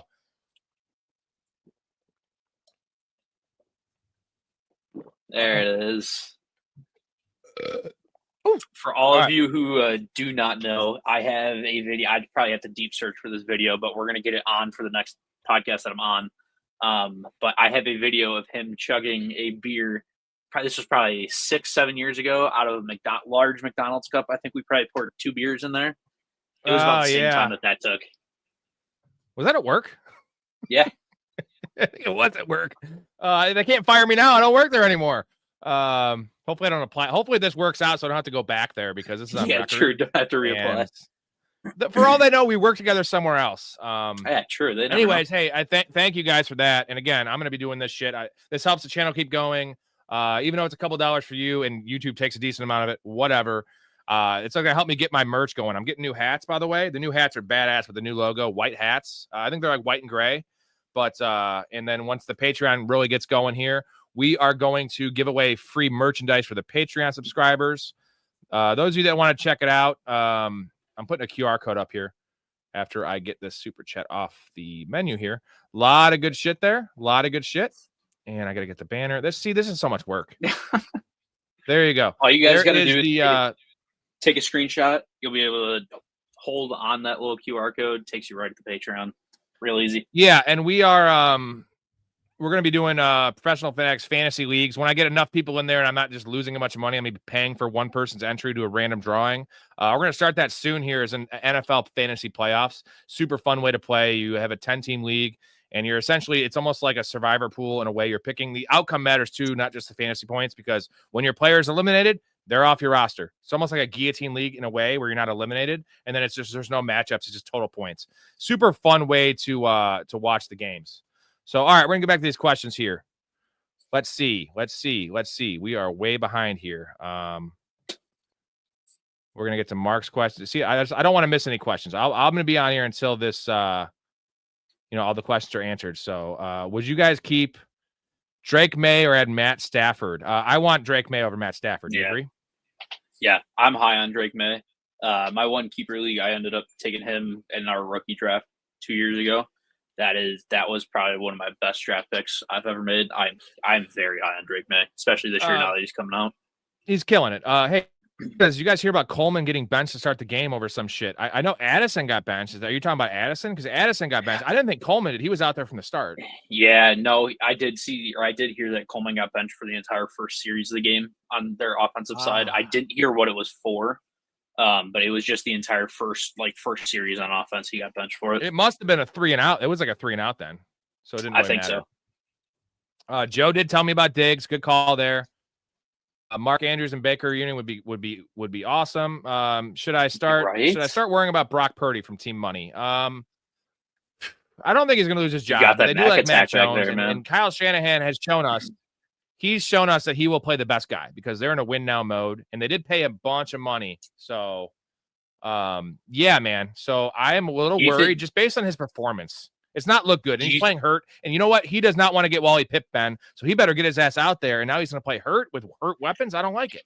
I don't know, man. I think Kyle Shanahan is going to sleep at night. Just all he's thinking about is, I told you so about Mac Jones. Because, I mean, we knew those reports when it was that draft class that Kyle Shanahan wanted Mac Jones. Everybody thought Mac Jones was going to San Fran. Didn't happen. Right. I think Kyle Shanahan knew all along Mac Jones was his guy. I don't know, man. I think there's a bigger QB battle than people are thinking. Well, the brass there in San Fran didn't want him, so it wasn't Kyle Shanahan's call. If it was up to Kyle Shanahan, it appears he would have drafted Mac Jones. And they ended up taking Trey Lance, which we want to call Mac Jones a bust. Trey Lance is like a preseason superstar. He's never going to see the NFL again in terms of meaningful snaps. J-Bob with another $2 today. He said 10 p.m. stream is dope. The midnight one is late, in my opinion. Yeah, and here's the thing. Early on, I was doing a lot of late ones because I'm competing against a lot of other people streaming. But now we got 50 people in here. We're building the community. Now people are tuning in. I know all you fine people from the Discord and all you people are just watching every show. I appreciate that. Only ones that'll be late are the weekend ones, and I think that makes more sense because I'm also doing things and I'm not home all the time. Weekdays, I'm going to try to do 10 o'clock or 11 o'clock at latest, not the midnight ones. Because some of those midnight ones I'm on here till 3:15 in the morning, bro. It's insane.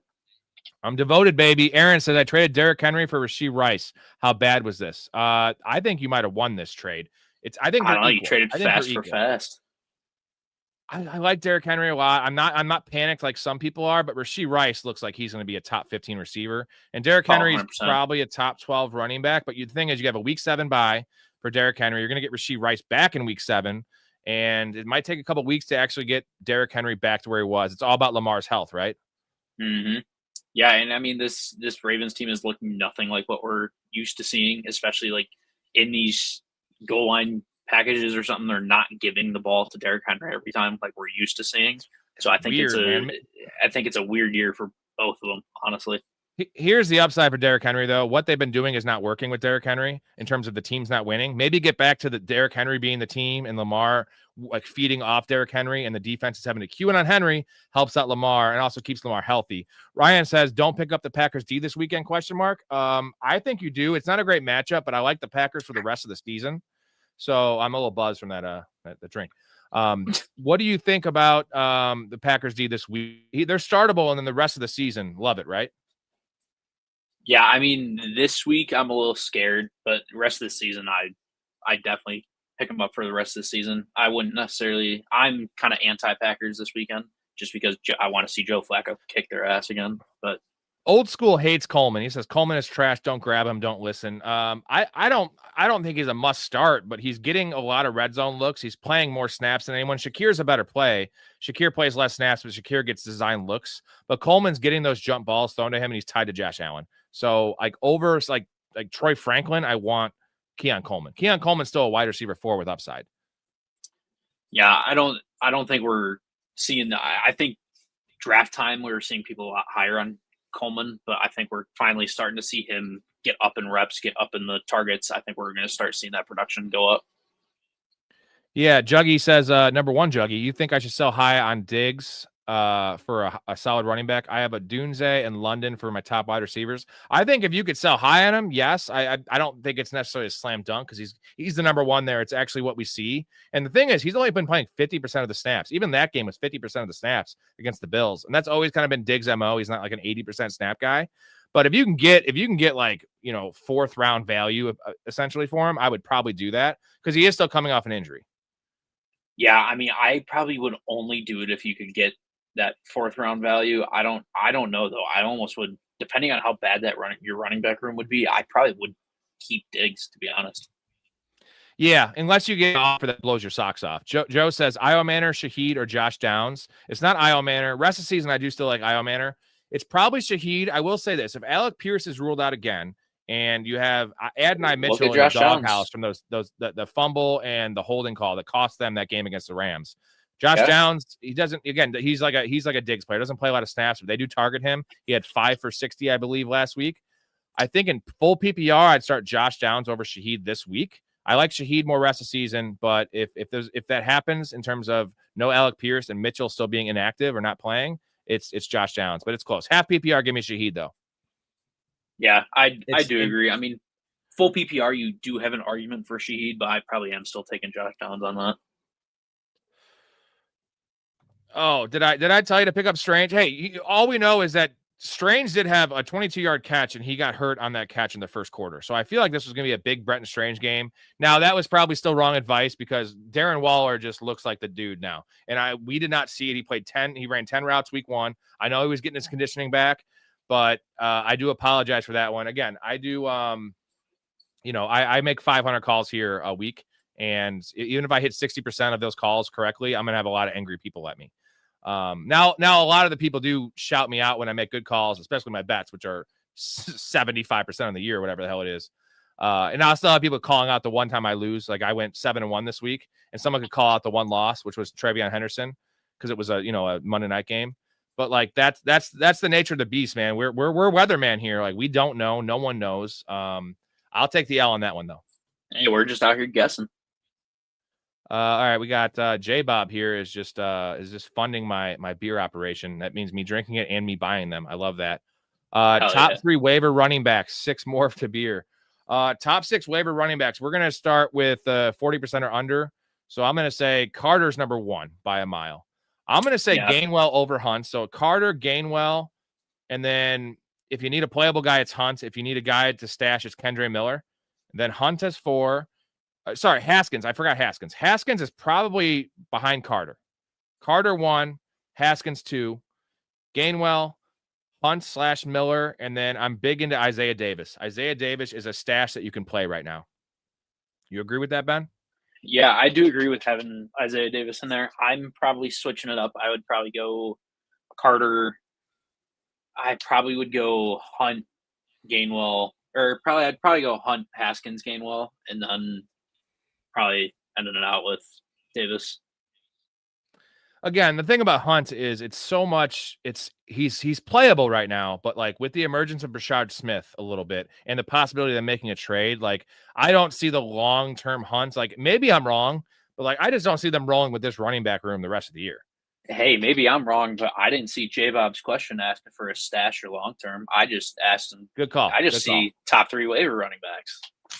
That's a good call. We have another Braden. Thank you, dude. I love how it's parentheses 5 more for beer. Does Addison have potential? Does Addison have potential, Ben? Oh yeah, 100%. I mean, especially if pretty Carson question, Wentz. but I mean, if Carson Wentz keeps starting, yes, 100%, because he's going to be able to throw the ball. If JJ McCarthy starts, we don't know. But I think as long as Carson Wentz is in there, I'd keep giving it to Addison. Yeah, and there's still the upside of that offense eventually clicking because Kevin O'Connell always has great offenses, and it hasn't been great this year, but he's a good player, and he gets a lot of good looks in terms of the coverage because Justin Jefferson's a double team every play. So, yeah, he's getting all the attention no matter what. This is J-Pop. When's your wife's OnlyFans coming? We're talking about it. I think next year we're debating doing a fan because she plays 11 leagues. And by the way, my wife right now, she has 2 in her 11 leagues. She has more 5-0 teams than I do. She has 3 5-0 teams, bro. I drafted all our teams and they're all $100 leagues. So they're not like super high value. Like I'm playing 250s and 500s kind of thing. But she has like 1 team under 500, bro. Her team, and she has Rashee Rice everywhere. So she's like 4-1 and 5-0 with Rashee Rice on her bench. It's fucking. She has Rico Dotto. She just has like we drafted all the handcuffs just like I always do, and all our players are hitting. It's unreal, man. So good for her. And she was pissed I didn't take any elite quarterbacks. That's what she wanted.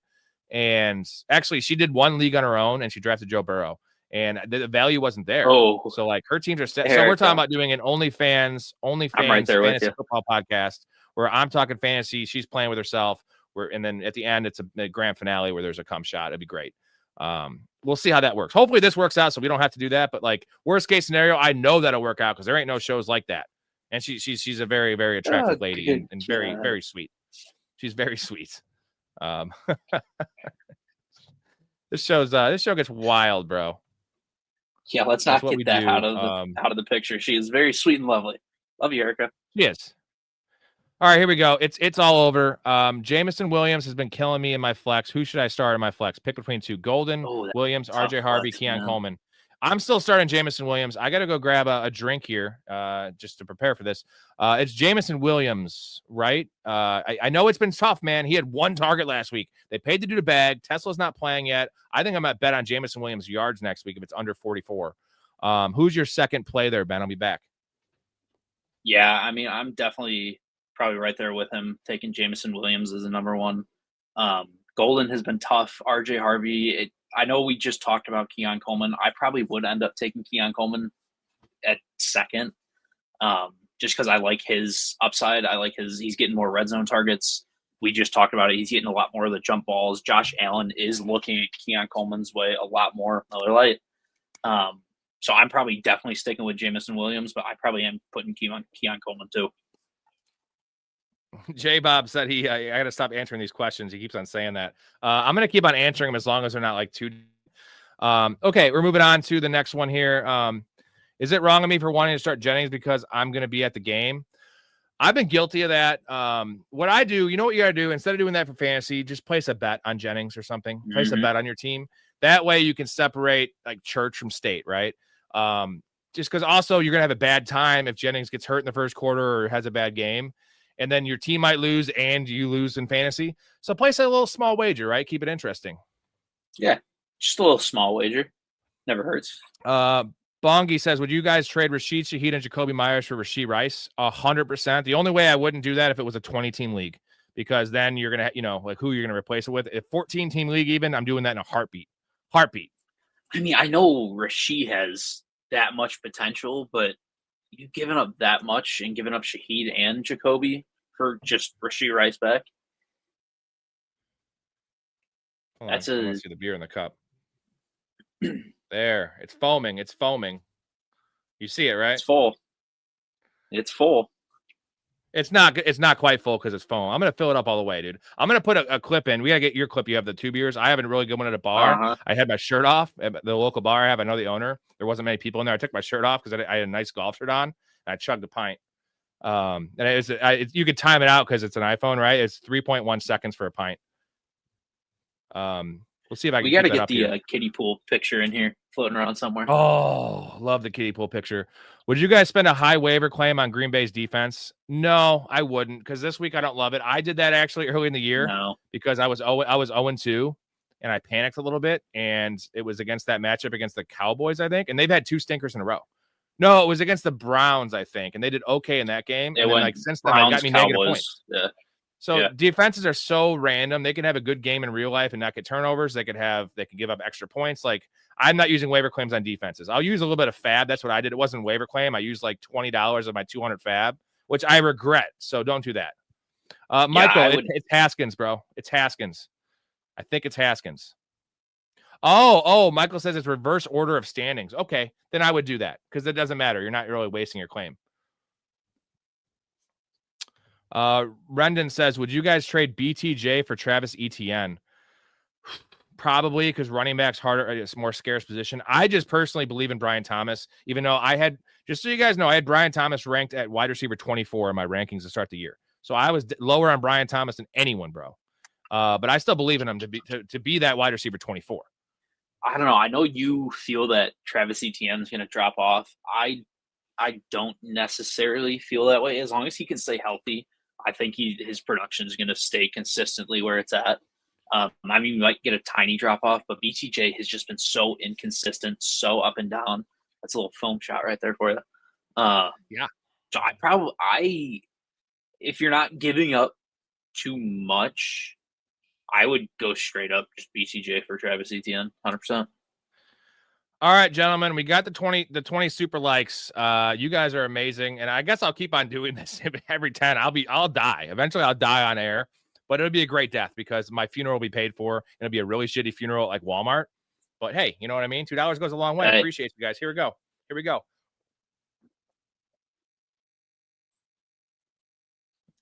Yeah, I didn't get the 4 yet. Oh, that was good. That was good. Okay. Esteban, thoughts on this trade? Giving Kamara plus Devonta Smith, getting Amarian plus Waddle. He's 5-0. Genti, Kyron, Jalen Warren, JSN, and Monraz's team. He's giving Kamara and Devontae, and he's giving Kamara and Devontae. Sorry, I got my brain. Amarian and Waddle, I would do that. I feel like Waddle and Devontae, I'd probably rather have Waddle right now than Devonta Smith. And like, the thing is, you got to make sure. I think you got to make sure you have Haskins, though. You need to have Haskins if you're going to do that, because what if Hampton's out 6 weeks? Yeah, I do agree with that. I think if Hampton's available, I would pick him up and then do this trade, because you're going to get Amarian coming back as soon as Kamara is practically getting shut down. And I'm right there with you. I probably would rather take Waddle over Devonta. And I'll say this. I'll get to your super chat in a second, Braden. This is a play to win, right? You're 5-0. This is a league winning, and like, you know, it's a Ricky Bobby move, and I'm all for like playing to win, because even if it backfires and Amarian's out for the year, your team's good enough where you could still win, and this could put you over the hump as in like being like the odds on like 2-1 favorite to win. So I love that. Braden says, let's see, how much in one chat for a beer? I'm gonna get to Nick's comment here, and we'll get to you. I gotta think about this, Braden. Pick up Travis Hunter for Josh Downs / Kirk. Oh yeah, I probably would, man. If you don't need to start them, if you need to start these guys in the next couple of weeks, I'll start Hunter though, because he's still getting you 3 for $50. So I would do that, because again, this is an aggressive job. Him being on offense, Josh Downs or Kirk gonna win your league though? Right, but you're not dropping like a high upside player. Like Josh Downs is a floor guy. Kirk is just Christian Kirk. So I don't know if we see this Houston offense click like it did just click. You never know. I do think Kirk might have better upside. Yeah, this is I love this little exercise of the beer thing, because I love it, because I love beer. And I had quite a bit already, but Ben, I can pound him down. And I still could stay rather. So a lot of people that have like me, 18 beers some nights, like they just so sloppy. I think I hold it together pretty well. Well, where for other people, beer is alcohol. For you, beer is water. So must be all that blow. I'm kidding. Well, it wouldn't last a 3-hour stream. Braden says, how much in one chat for a beer? 10. I'd say 10. Or just get another eight super chats at $2, and I'll do that too. But I'll do discount, right? I know how business works, right? It's discount. But the same thing on the Patreon. If you pay for a year, you get 25% off. If you're a member for a year, you get 50% off the next year. I'm a businessman. Let's get to questions here. We are so far behind in questions. It's just crazy. Okay. Sorry if I missed some of your guys' questions. I just went to 11:15, which is still like 30 minutes behind. Ayuk is coming off full knee reconstruction. Not sure he'll be the same. Someone said Ayuk's on waivers in his league. If you have an open IR spot, pick up Ayuk because everyone else is banged up. Yeah, I mean, they have nobody else on that team, so you got to pick him up if you have the spot. The Frosty, thinking of proposing this trade, Brian Thomas for a Dunze straight up. Is that too much to ask if I have Brian Thomas? I would rather have Brian Thomas than a Dunze. It's close. Maybe that's stupid. I'm just telling you, man. We did the exercise yesterday. It's ADP versus production, right? And like, I'm still going to lean on ADP just as much as production. And Brian Thomas, I feel like end of season, Odunze will finish higher. But from this point on, I think I have faith that Brian Thomas will outscore Rome Odunze. And that's the exercise we're doing, right?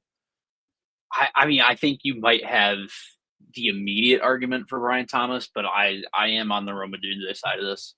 That might just be the Bears fan in me, but I do think you're going to get better production out of him long term and the rest of the season. Here we go. J-Bob with the 10 banger. So now I'm doing it. Let me get that beer chug and Discord link. Go Birds. J-Bob, are you not in the Discord? Because you have donated more than enough money. From this point on, I'm only doing Discord for Patreon members. But since you have been awesome to me, I'm going to J-Bob, you're getting in. Yeah. So I'm going to type this in here for you if you're not in here. Anyone else can hit me up too. Whoa. Braden with a $20 holler for 2 beers. Okay. Hold on. Give me a second. Oh, boy. Braden, you're in this as well. So send me an email. And I'll get you in the Discord. Get this man smashed. It'll be great. I'm going to make Blake. I'll go on as long as I have to, bro. I got to feed my family too. And also, if you didn't know, I've been doing this for free for how long? Like I actually you know how much I enjoy this, Ben, in general, talking football. I did this shit without the community and this awesome interaction, these people. There's the email. He'd be getting paid for 10-hour shifts, and all he would be doing is editing videos for those 10 hours. Shut the hell up. Don't say that. Braden and J-Bob, if you're not in there, I gotta let it fill up the foam. I want to get see the foam. This is too much foam. It's not a full beer. It's only 10 ounces. I want to get at least 14 ounces in here. There's the email, gentlemen. So send me an email with your name, just so I know it's you, and I'll send you the Discord link, and you're in for free. So, and it's a great community. There's like 30 something people in there now, all the old school guys, and the memes. It's fucking great, right, Ben? It's good, dude. The football talk is like immaculate. Like it is the highest level, just football sports knowledge I think I've ever been a part of. And shout out to Steve Casey, who did all separate. There's like 8 separate channels with like start sit questions. I do the stream announcements, all that kind of stuff. Here we go. All right, hold on. Let me time it.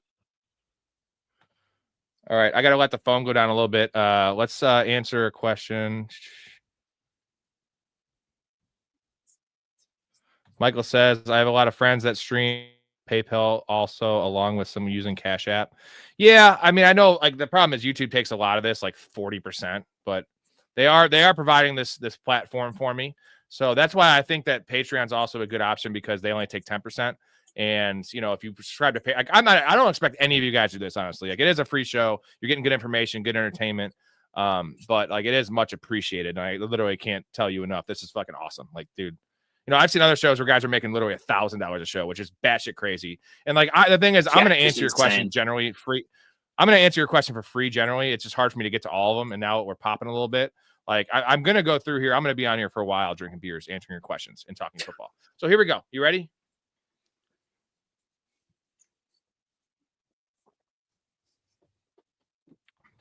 They're going down smoother now. Oh, that was slow, man. Shit. 4.06. They're going down smoother, though. They're going down smoother now. 4.06. God, I'm so the next one will be disappointed in smoother you. if it happens. All right. Good thing I'm not doing this. I might start doing this for the next show that I'm on next week. But JD, T-Law, and Penix, super flex quarterbacks. Should I be chilling? Dude, you're good. You have Daniels, you have your Stallworth, and T-Law and Penix are fine. Penix already had his bye too, so you're good, man. I'm fine with T-Law and Penix too. And T-Law has a week 8 bye, and JD has a week 12 bye. So you're gonna have 2 quarterbacks regardless. Yeah, with that core too. I'm more than fine with it. You're definitely chilling. Again, Braden, another one for $1.99. You can take your time. Thank you. And again, you two, J Bob and Braden, you got my email. Send me an email. I'm gonna get you in the Discord. Like I really do. Shout out you two. Shout out you two, J Bob and Braden. Appreciate it. Oh, Braden just sent me one. It says, I got the email. 2 beers, Braden Harris. Thanks for the amazing content. Braden says, how are we feeling about Chuba if he plays? Also, does Henry ride the bench with Mason doing as well as he did against the Browns? I'm not feeling good about Chuba if he plays. I'm not feeling good about Chuba rest of the season. Like not where you drafted him, right? I think Rico's taking that spot either way. Yeah, I agree. It's gonna be a 50-50 split. Chuba's probably still gonna get the goal line work because he's better at that, but the passing down work was already going to Rico. So all grown ups as a Niners fan, I love Purdy, but I want to win. I didn't like that contract when you signed him. Here's the problem. It's the Kyler Murray problem. It's the Tua Tagovailoa problem. When you have a franchise guy that's not 35 years old, you have to pay him because if you don't, you lose that asset. And like, that's the going rates. But the nice thing about the Niners is you're a winning organization. You're going to do what's right for the team. I just didn't like Brock Purdy's a system quarterback. That's just, I hate to say it. He's a system. Put Brock Purdy on the fucking Raiders and see what happens. It won't be good. It's like, look at Mac Jones when he was on the Patriots. Terrible. Yep. Here we go. If Sticky Ricky is out, I love that. And for Ricky Pearsall, who do I start? Sticky Wandell Ricky. Robinson or Shakir? Also powered at my flex. I think you would start Shakir. I mean, I would start Shakir. Oh yeah, 100%. But I'm honestly not opposed to what he said at the end of that too, or start both him, Wandell, and Shakir. Because I did see the same thing.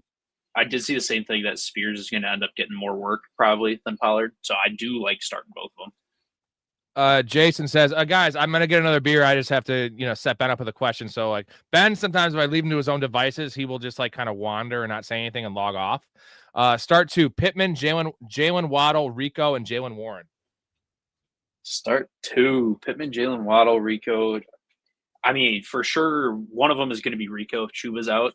Jalen Warren's an iffy one. I probably am going to end up taking Jalen Waddle just because he is bona fide wide receiver 1 there. You see Darren Waller's production start going up, so you're seeing Tua look his way, but I'm probably going Rico and Jalen Waddle. I like the Jalen Warren probably as number 3, but I'm taking Rico and Waddle.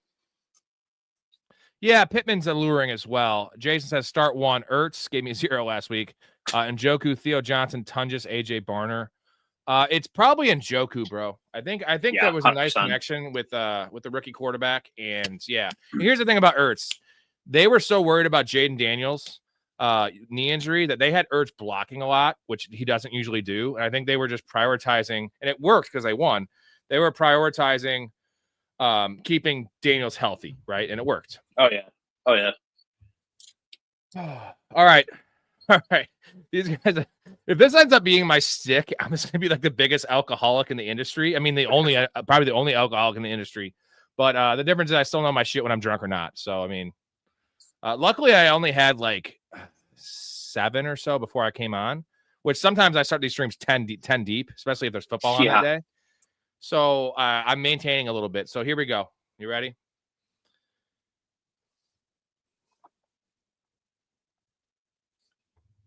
And down the hatch. It was a good one, right? I didn't time this one. I didn't time that one, but I think the last one might have been quicker. Start 1, Swift, White, Rico, Carter. It's too deep. I'm not reading the rest of the names because I think the answer is Rico or Rashad White. Yeah, 100%. Especially if what's his name's out in Tampa again. Yeah, and gentlemen, on those emails, I'm not going to be able to send the Discord link while the show is going on. I just don't want to waste time. But when I'm done, that's the first thing I'm doing. So don't worry about that. You got 7 more super chats, still another beer. Jesus Christ. I think they want to like take advantage of me and like bang me. And the thing is, gentlemen, I think you're all pretty handsome. You don't need me to be drunk to take advantage of me. You just have your way with me, right? Speaking from experience, you don't even have to ask. This is a good one from Andrew. He says, does Joe Flacco opening up the passing game help out Chase Brown in any way? 100%, because Chase Brown's snap share has never been the question. It's efficiency. And right now, he's the least efficient running back. And it's really no fault of his own. He's a decent player. He's not a great player, but he's a good player. And it's not his fault. The offensive line's fault, but also you got the team's fucking playing up on them. So you got 8 guys in the box, and they're still like stopping the pass. This is going to open things up for this offense. It's only going to be good for Chase Brown. You agree? Oh yeah, 100%. I think you're who wins. Go ahead. No, I was just gonna say I think you're gonna see him get back to probably not where people were drafting him, but at least the production we were seeing in the first couple games. Who wins? DK and Saquon for Jordan Mason, Chuba, and Michael Pittman. DK and Saquon by a fucking mile, bro. Oh, 100%. That's a smash. Yeah, you're taking them every day of the week. Carlos says, need to pick up a defense this week. Any recommendations? I actually was saving that for Friday. Friday is our defensive streamer question, Carlos. But you know what I'm going to do? I'm going to go right now and look it up. You got anything at the top of your mind, Ben, that you want to? Well, I mean, everybody tonight has seemed to be trending towards Packers. Don't do it. Yeah, the Packers are only available they actually kind of are available in a lot of leagues because they had a bye. They're 49% rostered. So I think the play is the Rams. They're 53% against the Ravens. I like Green Bay's. New England, I like against the Saints. And then I will give you. I'd probably go the Rams, probably. You know what? Dallas has kind of impressed me a couple weeks. They've been either awful or good. Dallas against against Bryce Young. I think you could do that. Yeah, that is. You probably have a better argument for Dallas than a couple of these other teams. Scott says, would you keep Kelsey or drop for Waller? Now I'm a little gun shy here about my Waller hate that's costing people matchups. I think I want to keep Kelsey, and here's what Travis Kelsey is going to become when Rashee Rice comes back. You're going to get a similar to like a weird version of Mark Andrews where it was touchdown or bust. But Travis Kelsey still has that weird connection with Mahomes, and they draw up plays. You saw the play they drew up the first touchdown, right? That like pick play. And he reads creative. They know that like that's his strength right now is his ability to find the soft spot in the zone, and he trusts them. So like Kelsey's his days of 8 catches for 90 yards are over. You're going to get 3 for 40, 3 for 30, 3 for 50, 4 for 50, but you're going to get a touchdown every other week. And I know Waller has the 3 touchdowns in 2 games, but like, what offense do I trust more? Right. I trust, and Waller's not young. He's also like he gets a lot of soft tissue injuries. He did even when he was younger. So give me Travis Kelsey, bro. Yeah, and I mean, I think you got to look at it from the just consistency standpoint too. How long is Darren Waller going to hold up this consistency? Granted, he probably is that second option in Miami. I still don't think it's going to be consistent because God knows what's going to happen with that Miami offense anyways. I'm keeping Kelsey. J-Pop, 5 more to beer. Will $5 work? Yeah, and I'm still going to stick with, and I'm at $5 works, and I'm still going to stick with 5 more. This would count for one of the 10 for another one. And there's a point where I have to cut it off, unfortunately, because like, actually, fuck it. If I puke, I puke. I can't puke on air. My wife will understand because she knows how hard I work at this. And like now, apparently, I'm like a guinea pig. Like I'm like patient 0 for like how fucked up can you get this guy, and how can he stay sober enough to be finish the stream. To be legible. Yeah. And I'm expecting this to be a 3-hour stream now, which is nothing crazy for me. But Ben, did you send me a private chat? Oh, midnight. We made a log off time. Okay. I can do it by myself too. Mark sends me a $10 holler. Wow. Greatest fantasy show in the game right now. Boy, hit that like button and show Rob some love. Mark's the dude. I want to shout out Mark because like Fanatics to the moon. There's a lot of big fans. Elite has been in here a lot. Again, Elite's never given me anything. But he asked the most questions. So not to like slander the guy. I do love Elite. The questions make the show work. Right? The questions make the show work because it gives us content. The NFL gives us content, but now you're giving us stuff to answer. And again, this is why this show is elite, because we don't have notes in front of us. Me and Story, me and Ben, we don't have any notes. It's all up here, and it's what we believe and what I'm going to do with my money, what you're going to do with your money, because I have fucking $7,000 in fantasy this year, dude, every year, and I always come on top, right? So I appreciate all the questions. That's what's up. Mark is our number one fan right now, because Mark is in here before the stream starts. Mark is in here like 15 minutes waiting, sending a message, and then he's on here before me. And Story's ass, I love Story, but he's always late. I'll tell him the time, he comes 7 minutes late. And like Mark's in here from the beginning and to the end. So fucking Mark, dude, thank you. I appreciate you. I need like 1,000 more of you. And we're going to make this like Pat McAfee or Barstool.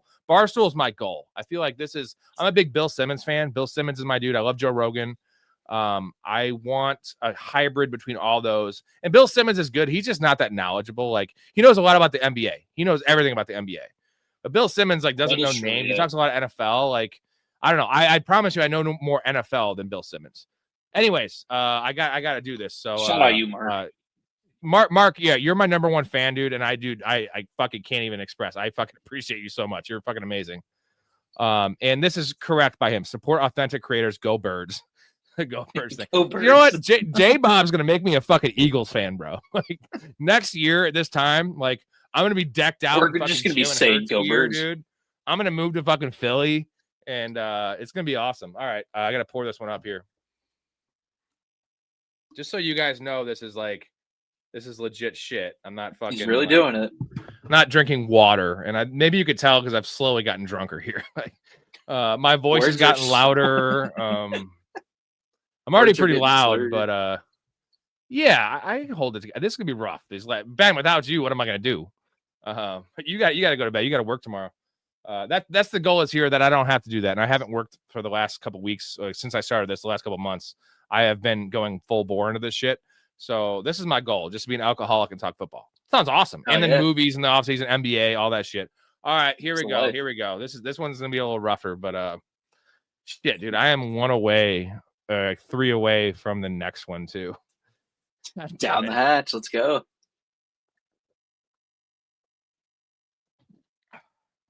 Down the hatch. They're going down smooth. Yeah, they're going down fucking smooth. At this point, I can't just casually sip beer, because my thing is at bars and shit when people tell you to drink, or like the whole thing. I'm like, I don't need someone to tell me when to drink. I will drink enough on my own. So now I can't be sipping on beers right now because I have to wait. You'll drink enough for them. Oh shit. Dustin says, "What's up, fellas? Your thoughts on stashing Coker?" Juwan Jennings is definitely worth a waiver. I like Jennings more, but Coker, yeah, stash Coker. How much? I'm putting my waiver out on Juwan Jennings before I'm stashing Coker, though. How much fab for Green Bay? How much fab for Green Bay, Ben? Like 10%? 0. Absolutely 0. Depends on your record. I'm telling you, okay. Not this week. You ask me next week, I'll probably tell you put all your fab on Green Bay. Yeah, pick up Travis Hunter over Josh Downs, dude. I'm doing that. Yeah, 100%. What are your thoughts on this trade from Logan, Justin Jefferson for Kyron Williams and Quentin Johnston? I like, Kyron with the Blake Corum fumble, bro. Like, Kyron's like a top 8 running back. Yeah. He's not looking too bad right now. I don't like it. I love trading for Justin Jefferson. He's still the best player in the trade, but you're giving up Quentin Johnston. Trade Quentin Johnston for something else. Yeah, that I do agree with. You're better off going that route, trying to just get fillers as opposed to just going for a big buck and Justin Jefferson. Blake says, Rob not going to make it another hour if this goes on. No, I'll survive, bro. It's just beer. It's not like you're asking me to rip fucking shots. Like, I can't handle shots like that. I used to be able to, but I can handle. Now, chugging beers is different than drinking beers because that shit hits you differently. But I am 250 fucking pounds. I'm a fucking man. I'm going to quote the great Mike Gundy. Remember the quote? I'm a man. I'm 40. He got fired, by the way. Oklahoma State fucking fired that dude who was awesome for him. But I'm a man. I'm 40. I'm not quite 40. Hey, he's a man. He's 40. I'm going to feel like I'm fucking 60 tomorrow. But Michael says, is Josh Allen winning MVP again? You know what? After last night's loss, what would be a good MVP bet? Patrick Mahomes. Because if they can somehow go like 11 and 6, dude, Patrick Mahomes' numbers are ridiculous right now. He's going to have like 700 yards rushing. He has more rushing yards than Josh Allen right now. And he looks great. They're throwing the fuck out of the ball. I think that Patrick Mahomes And it's also voter fatigue, right? Like Allen just won it. So like give Mahomes the MVP if he can keep this up with Rashee Rice coming back. Yeah, Adam, it's been Allen and Lamar the last couple years. So I'm gentlemen. That, but... Sorry to cut you off. I know Ben has to take off soon. Like in a minute, maybe another 5 minutes. Shout out to Ben though. Ben's a G. He's a great dude. We have a lot of good guests on the show. Story is my number one co-host. That dude a genius, and Ben's awesome. We have awesome guys on the show. The community's awesome, but like this is what's up right now, right? Just keep tuning in. That's my advice to everybody, regardless of football. Just keep tuning in. Yeah, we'll see how it goes in the offseason, but obviously, if this is any indication, the show is wild. Like, go back and watch the other 400 pods ever released that aren't live streams. The show's fucking wild. This is what we're going to be chugging beers to Star Wars questions. And that's the thing, Blake. It's a friendly community. And now it doesn't mean we're all PC, right? Like, we say some crazy shit, but we're friendly. We're peaceful about it, right? Like, that's the key, right? We're respectful. You could be respectful and also, like, cutting edge and kind of, like, inappropriate. Like, I don't want you to not to be inappropriate. I want you to be respectful. That's all I ever ask of anyone in life and on this channel. Right, Ben? Yep. Just have respect. That's all you need. Last one for Ben. He's got to go to bed. Dunze or London rest of the season? You better give me the right answer here, because there is a right answer. There is a right answer, and it is Drake London. As much as I love Dunze, as much as I love the Bears, shout out to Chicago Bears. You got to take Drake London on here. I mean, we've seen it. We've seen flashes of it so far this year. I don't think it's been the highest production that we thought we were going to get out of Drake London. But, I mean, especially to end last year, him and Michael Penix, that connection was unmatched. So I think they're going to get back to that. And, I mean, I'm definitely taking London over Dunze. All right, Benny, I'm guessing this is it for you. This is it for me. I thank you for having me on, first and foremost. Everybody, you made it 2 hours, bro. 2 hours, Ben. Look at you. I did make it 2 hours. It's probably my longest one year to date so far. But everybody make sure like and subscribe. Screenshot so you can see that QR code. Scan it. Join the Patreon. Get your ass in the Discord. Appreciate everybody. Appreciate y'all tuning in. Make sure to tune in not only the next couple nights. Make sure you're tuning in Saturday for best bets, because I know I will be this week. You don't want to miss out like I did last week. But thank you all. Everybody have a great rest of your night. Peace, brother. Appreciate you, Benny.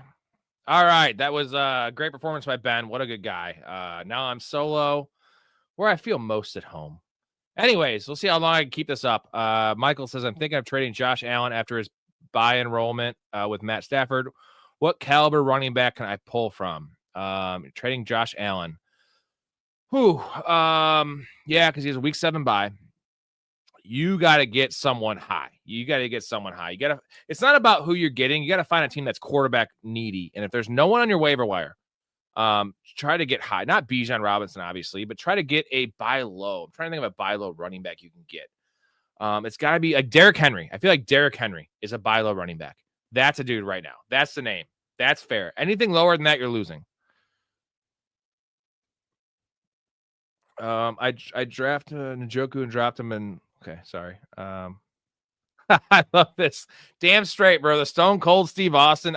Unfortunately, Blake, I believe that was Budweiser he was chugging. And I'm a value guy, so at Jewel, I will find whatever deals I have at Clip Deals, and I'll get fucking cases of that shit because I don't care. Light beer is light beer. Fuck it, I don't care. But Budweiser is actually pretty. I like Budweiser more than MGD. MGD is the worst fucking beer. Alex says, Lost Hampton. Do I drop Iomanor, Algier, Corum, or Miller for Haskins?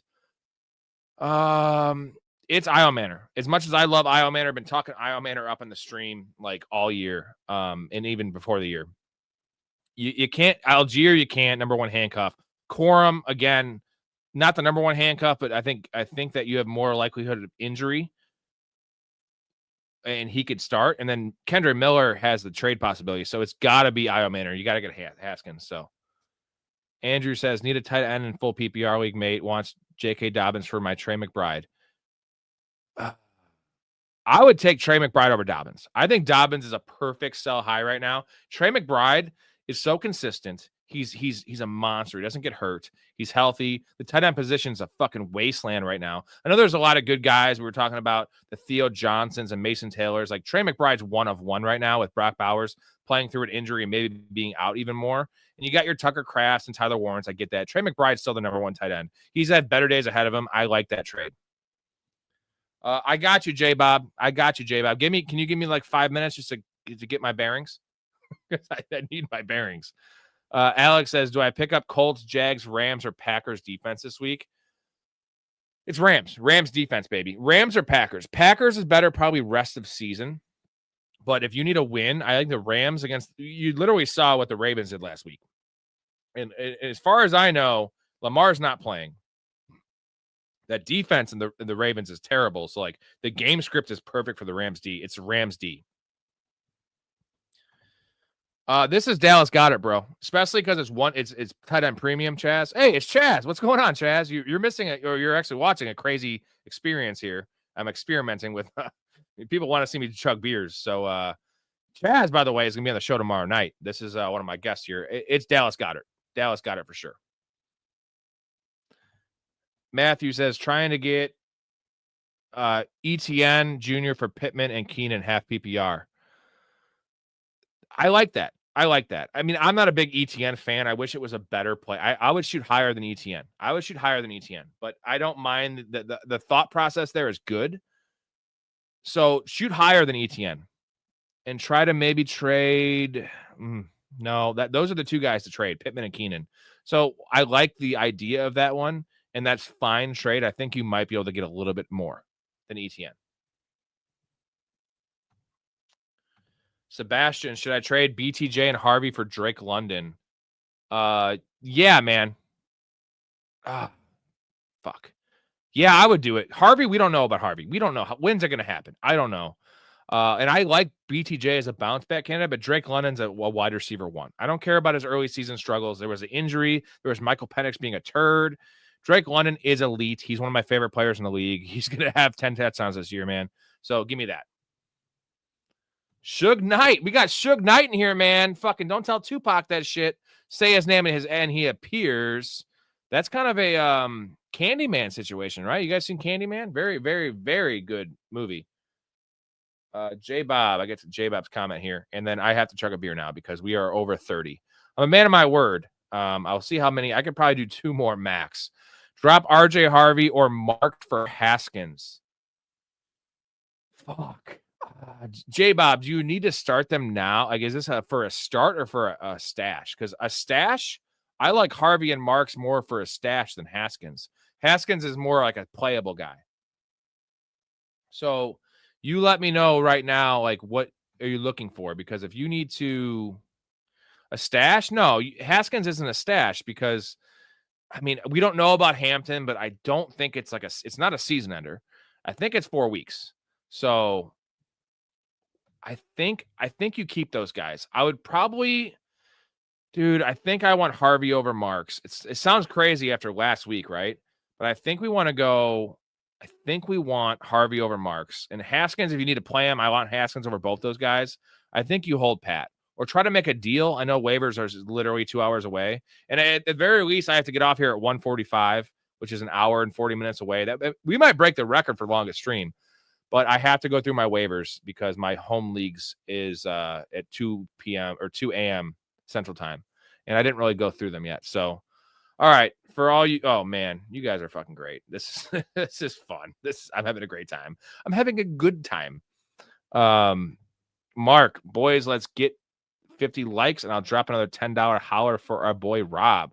Wow, we have 38 likes. If we get 12 more likes, Mark, I love Mark. Mark must be a wealthy man, or he just loves me. I think it might be a combination of both. But man, this is great. I very much appreciate the love, the interaction, all that stuff. Ooh. All right. We're foaming to the top here, boys. I just spilled on my laptop. That's just great. It's okay. I'll buy another one. Now I can buy another one, apparently. I can buy another one now. It's going to be like a Nokia. Is Nokia even a thing? Anyways, okay. Let's get back to the chat here. I'm having a great time. I have Hubbard, Jordan Mason, Addison, Golden, Jones, and Bo Nix, Dowdle, and Packers, blah, blah, blah. Sorry, who do I drop for Diggs? So your drop would be, you got to drop one of the defenses. You have to. You can't drop Golden. I think Golden would be the next guy, but or one of your quarterbacks, man. So I think you need to make a trade because Hubbard's on IR. You need the running back, dude. You need Haskins because right now you have Jordan Mason, Hubbard, and Dowdle. So you have Mason. Mason's on bye, though. So I think you need to drop the Packers defense, as crazy as that sounds. Mark, me and you both. I'm currently unemployed too. That's my decision. I have a really good sales opportunity here in about a month. That's a good job, like 80K plus decent benefits, and I get like percentage of what I sell for a buddy's company. But like I want to do what I love, and like sales, I tried it. I don't love it. It's just not. It's me. I'm a people person, but I prefer this. This is more fun. This is my fucking hobby. This is my dream. I do this shit for free. So why would I do this if I can make this my job? And I think you all know it's going to be a thing because the community alone is worth the trip. So I think, hey, Braden, I think what you have to do here is you have to drop one of the defenses and probably drop one of the quarterbacks. That's what I would say. I know, man. I know. The thing is, like, I'm definitely going to do this, but my wife, like, she works for the post office and her hours are cut. She's not a regular and she has a career with good benefits. And like, I have money, like, to like make us pay bills, but like, she wants to move out. I rent a house right now. It's not a bad house, but I have mice. It's not great. But I got a yard for my dogs. Like, everything's good. Like, I'm fine with it, but like, she needs to see progress. And like, I'm giving this 15 months because I owe it to myself to like be where I can pay all the bills and like trajectory up. And I think y'all know this is going to be a fucking thing. And it's more than just football too. We have a lot of other stuff. I got to get to these comments though. But J-Bob, I appreciate J-Bob's one of my dudes, man. You're getting up there to the Mark category. So Astro, what's going on, man? A $10 fucking Jags are the Pacers of the NFL. Jags Super Bowl and DJ. That's a good call because the Pacers, great season last year. I'll say this. The Pacers had the most exciting run in the NBA. Those Halliburton plays and like the last second, the comebacks down 15 with like, what, 2 minutes left or 2.5, whatever the hell it was. It was like maybe down 14 with 2.5 minutes left. Awesome. Love the Pacers. I hated that Halliburton injury. That's a setback for them. You're that confident in the Jags, huh? I could see it because Cohen's a good coach. Trevor Lawrence has the pedigree. And you got the talent. The defense looks amazing, dude. So, and DJ MVP is going to be the season of the decade. I get it. Sam, love you, bro. Hampton and Neighbors on IR. I'm 2-3. Is my dynasty season shot? Well, Neighbors out for the year. Hampton will be back. Also unrated is Haskins or Vidal going to get majority of work. This is Haskins, bro. Haskins. And we talked this out earlier in the show. You probably weren't in here. The signing of Nyheim Hines is not great. That hurts. That seems like it hurts. That doesn't hurt Haskins. Haskins is an early down banger. The fact they brought in another third down back, and again, my boy Story loves Kamani Vidal. But I think at least the next couple of weeks they're going to trust the guy that was on the field and playing as a backup already. So I'm thinking that Haskins is a start this week. Vidal is a stash. That's my thing. And your season's not shot. You got to make a move. So you got to just decide. You're 2-3. You got to decide. Are you going to win this year or are you going to sell? Because it's Dynasty. So you could sell. You could sell Neighbors and try to win. Or you could sell some of your other assets, your older players, and try to fucking rebuild for next year because Neighbors will be back. Neighbors is a stud. He's still a top 10 player in Dynasty, right? And then Hampton will be back. So you have some stalwarts there. Thank you, Mouth South. Well, welcome, Mouth South, by the way. Oh, Blake's out? Thank you, Blake. I gotta shout out my boy. Ben in here. Appreciate everything you do, Blake. Ben's such a guy. Such a G. No, never apologize, Matthew. The comments, I'm going to get to as many of them as I can. So the comments make this show work. The community, don't even ever apologize, bro. Apologies. One more. Do you think getting Judkins is better than ETN for giving Pittman or Keenan? I would rather have Judkins and ETN right now. Like, Judkins is a fucking real man. I whipped on that one, man. I have 0 shares of Judkins. Doesn't mean I'm going to be biased. Judkins looks like the dude. He is a 225-pound, 220-pound running back that actually has more juice than I thought. That touchdown run that got called back in that London game, dude, he's fast. He's huge, and that's the identity of the team right now. So Judkins, yeah. Man, I would do that one. I would do that one. He says, do I try to make a stretch for A-Chain/Cook? Josh Allen is my quarterback. Keep Allen. I think Judkins. Yeah. Oh, Jesus, Ben. Now Ben's donating. Oh, my God. I'm going to be dead. I'm going to be dead. Do your waivers on stream and walk us through your process from J-Bob. I mean, I can do it, but that's not for 2 hours. And like, here, I'll tell you my process. You want to tell me what I do? I don't use I don't throw around waivers. So what I do is at 2:01 in the morning, once waivers clear, I go through and pick up all my stashes that aren't claimed and my defense and kicker. I don't ever use waivers on those unless it's like week 14 and the playoffs are there. And then I don't care because then my waiver claim means nothing. And then I pick up my kicker and defense. And sometimes I don't even pick up my kicker and defense. That's a story strategy, right? Is we want to pick up guys that could start, right? Or like injury happens. Like if there's not a really good kicker or defense, just pick up a running back, right? That's the thing. CK, what's going on, CK? I think DeMarcado's done. I think that play, I got to chug this beer for these guys, but I think DeMarcado's done. I think that you have Bam Knight playing a little bit too, which was concerning before the fumble even. And I think it's Michael Carter's job. I whiffed on that. I have 0 Michael Carter. I didn't believe that, but you know what? I have to do it. What running back can I realistically get with CD and Jordan Mason to start the package off with?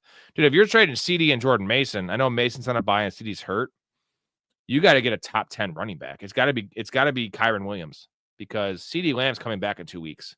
So if you're in a win now mode, get a Kyren Williams. Has to be. It can't be like a middling running back because Jordan Mason's still gonna be fine.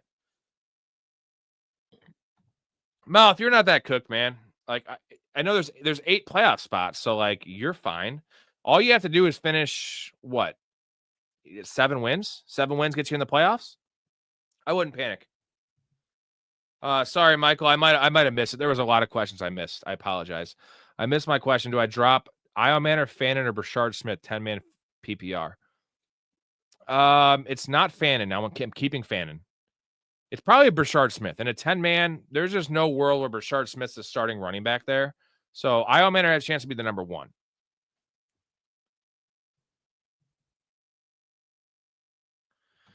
Yeah, I still think that's too much, dude. You're trading CD and Jordan Mason. I would not do that. It's got to be higher. It has to be even higher than even. Yeah, it has to. I got you right here. You ready? Oh, we got Sam. I'm gonna have to do another one.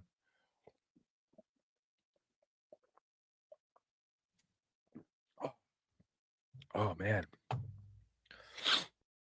All right. I got you, J-Bob. Sam here has a $10, man. Thank you. This is awesome. This is I'm taking my wife out to breakfast tomorrow.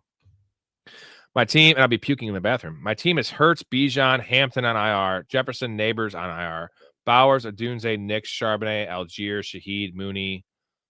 I sold my 2027 first and second already.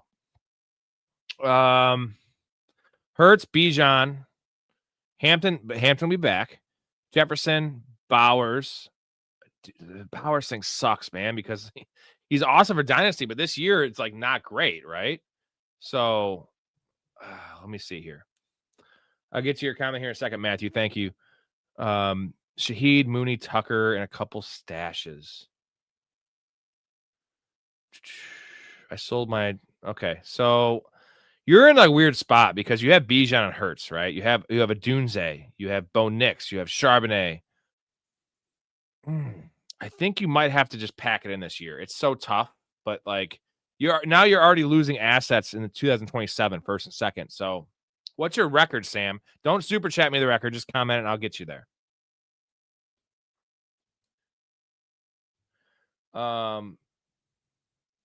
Matthew, appreciate you, man. This show is for real. We're gonna be doing this. I do this 7 nights a week. So, J Bob, I gotta go to bed, but I want to see you chug a double. How about just a normal one? Because I want to keep this going at least another 30 minutes for the comments I missed. I don't want to miss any of these free comments as well. Do as much as I can here. I'll do one more for you since you have just like, I don't know, give me like $30, dude. So fucking J Bob, you're and I gotta send you that. I'll send you J Bob. I'm gonna send you guys the email for the Discord, the two of you. And yeah. J Bob, you're the man. Honestly, like the two biggest Philly fans in here is Steve Casey, who's doing all my Discord management, who is just like literally like he's like a golden retriever. And J Bob, you've had early on, you kind of were pushing back against me on a few things. And I was like, he might be a Philly fan. You guys are the two like nicest dudes I've met, and you're Philly fans. So maybe you're changing my mindset on Philly fans. I'm not one to ever like put people in a bucket because of their, if you're this, that means you're like this. But unfortunately, you know the rep that Philly fans have, and specifically Eagles fans. So, fuck that shit is all I got to say. All right, here we go. I see the beer poured. Just so you know, I'm not fucking drinking water because I am not I'm an authentic fucking dude. There you go. I poured it properly, so it's not like all foam. I'm going to let it die down a little bit. This is fucking nuts, man.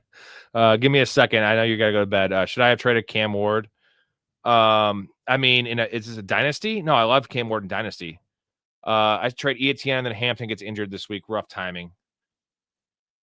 I'm still not that high in Etienne rest of the season. I know Tootin hasn't looked great the last couple of weeks. His snap share's gone down. I still love Tootin, bro. 2-3, Sam. Give it 1 week. You know what?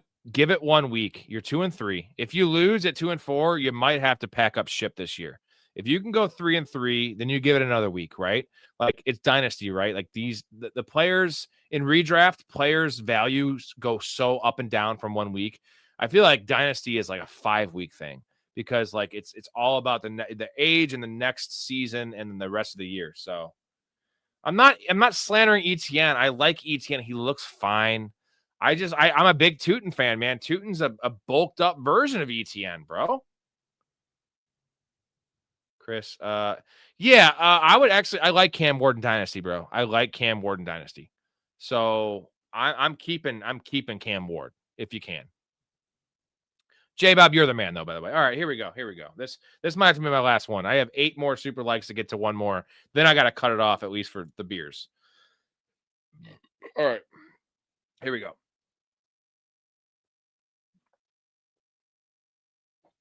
And I apologize. The end of the stream is probably not going to be very, very good. And my waivers are going to be rough. I'm going to end up picking up like Aaron Hernandez on waivers. And people are going to think I'm joking and be like, no, dude, he's a good player. He was a good tight end. Just traded Bo Nix. I think Bo Nix is a decent sell high. He's had a couple good weeks. That defense is amazing. Yeah, it is, man. My brother-in-law, which is super awesome for me, works at like a distributor. And he gets so like anything that's like a little expired or dinged up, he just brings over every time I see him. So he'll bring me like 50 beers, bro, for free. So I love that. Wally, in fantasy, is it better to trade if a need? Is it better to trade if need a player or if you wanting a player? I think it's both ways. Ideally, you want to need a player and want a player at the same time.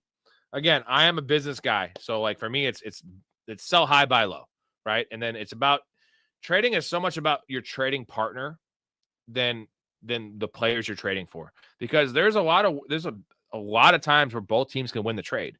If a team doesn't have a quarterback and you have two, boom, win-win for both teams. That's the key, is finding the team to trade for, not the player. And then also find the players you want to trade for, right? Like I love Drake London right now. Nico Collins, I feel like those are buy lows, like relatively buy lows. Lad McConkey, fucking buy low. DJ Moore, I still feel like it's a buy low.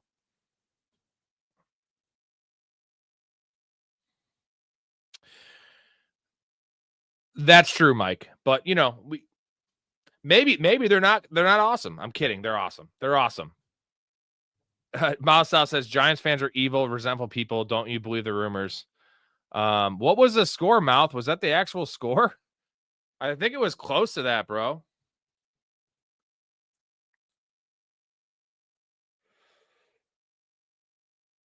Oh, Sammy. God, Sammy, you're awesome. Sam, you have earned your way into the Discord. Make sure you send your name so I know it's you. There you go, bro. You're in the Discord. Usually it's only for Patreon members, but it's a great community. You're in the Discord, so send me an email with your name and I'll send you the link. It's an awesome community. And I want to shout out Mouse South here because Downtown Sports, another podcast you should check out. It's once a week, I believe. I'm going to be on there week 8 talking Buymageddon. He was on the show a couple weeks ago. He's a dude. He's a G. Good show to watch. Meraki back in here. What's going on, bro? Toot and Loki didn't look good last game. Yeah, he did not look good. He looked indecisive and not slow. He didn't get a chance to get moving. So I get that. Like Tootin looked great in the preseason, looked pretty good the first couple weeks, but I still believe in Tootin. They drafted him for a reason, and he's a big boy with speed. So, Bucky Irving took a couple weeks to get going too. So Shedeur Sanders, I'm not very high on, but you know what? At this point, trading Flacco, though, opens the door for him to start. What I said earlier in the show, you're going to have 6 weeks of Dylan Gabriel. They're going to have 6 weeks of Shedeur Sanders. They got to evaluate both these guys because they have 2 first-rounders next year. And I don't think either of those guys are the answer long-term. They might be starters in the NFL, but they're not franchise quarterbacks. Mega Brick, best defense this week. Commanders D, Cowboys D, Pats D. Man, Pats are against the Saints, right? So that might be the answer. I'm still early in the week. I don't know all the matchups off the top of my head. Commanders play the Bears. I know that Monday Night Football. Not the Commanders. It's Cowboys or Pats. Now, the Cowboys have a good matchup. I think I'm going Pats because the Pats defense did pretty good against the Bills. So give me that. Thank you, J-Bob, man. Again, thank you for everything. I'm going to be hitting you guys up in the email here. Mega Brick, full PPR, start 1, Olave, Quentin Johnson, or Metcalf. It's not Quentin Johnson, not with the O-line problems and what we saw last week. In full PPR, I lean Olave because that dude is just catching. He has a third most targets, I believe, in the NFL right now for wide receivers. So, but Metcalf, man, looks good. And let me just check the matchups here. Olave has the Patriots. It's not Olave. It can't be Olave. He has Christian Gonzalez this week. So it's DK Metcalf. The matchup says DK Metcalf. Olave, that's a tough matchup against Christian Gonzalez is a fucking stud, man. CK, don't worry, Rob. I'm hitting the bong each time you chug a beer. My waivers should be interesting. Yeah, man. See that back, you caught me 4 years ago, 5 years ago. Now it wouldn't have worked because weed was not legal at least 5 years ago. Was the biggest stoner ever. Like, in the funniest thing about me is that I quit smoking weed right when it became legal in Illinois. I was from 15 to 32, like a 2 gram a day smoker, bongs, J's, you name it, like all day, every day. And I quit right when it was legal. So it was just terrible timing. And it wasn't because of that. It was just started to fuck with my head a little bit and it gave me anxiety instead of like relaxing me. But yeah, so I wish it was just weed. Cause honestly, like as much I like booze, I'm a beer drinker. Give me weed all day because there ain't no hangover and I just love weed, but I just can't smoke it. Hopefully soon enough I will be able to. Yeah, you're keeping CD Lamb, baby. CD's gonna be a fucking badass.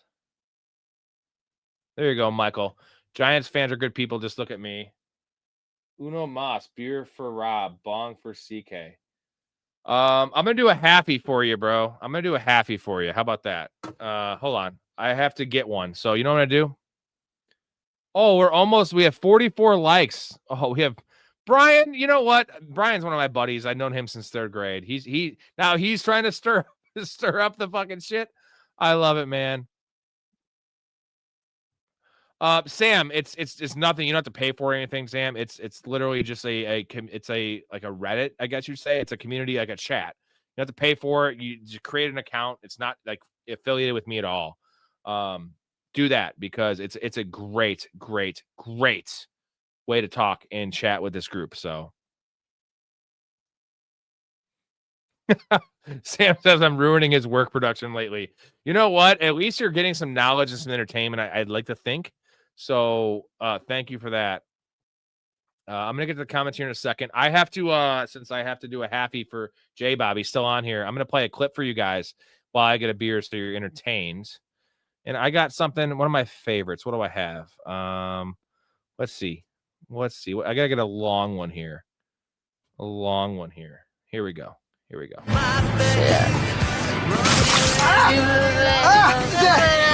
that piss?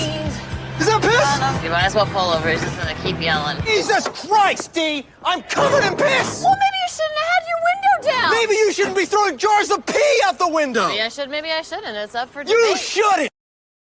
Oh, my favorite show of all time. I mean, Seinfeld's probably it, but Sunny modern show. Can't get any better than that, man. Braden, dude, thank you, dude. Appreciate you. Mega Brick, no problem, man. I appreciate all you guys tuning in and talking. The community's for real. You guys are for real. Adam, if the Browns really wanted to win, they would get ready to start Shador. I don't know, man. I feel like Dylan Gabriel is probably a better like early career production. Shador has more upside. Dylan Gabriel's a pipsqueak.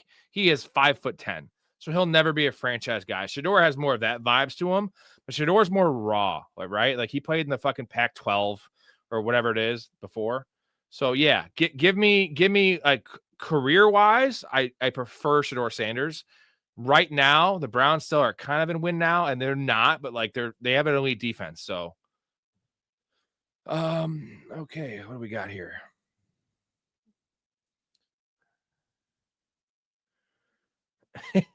J-Bob. I love J-Bob. What a dude. Oh man. Also didn't know you were a fib. I'm sadly stuck in. Can you elaborate? Am I reading this wrong? I didn't know you were a. What does FIB mean? Again, I've had a lot of drinks. What does that mean? FIB?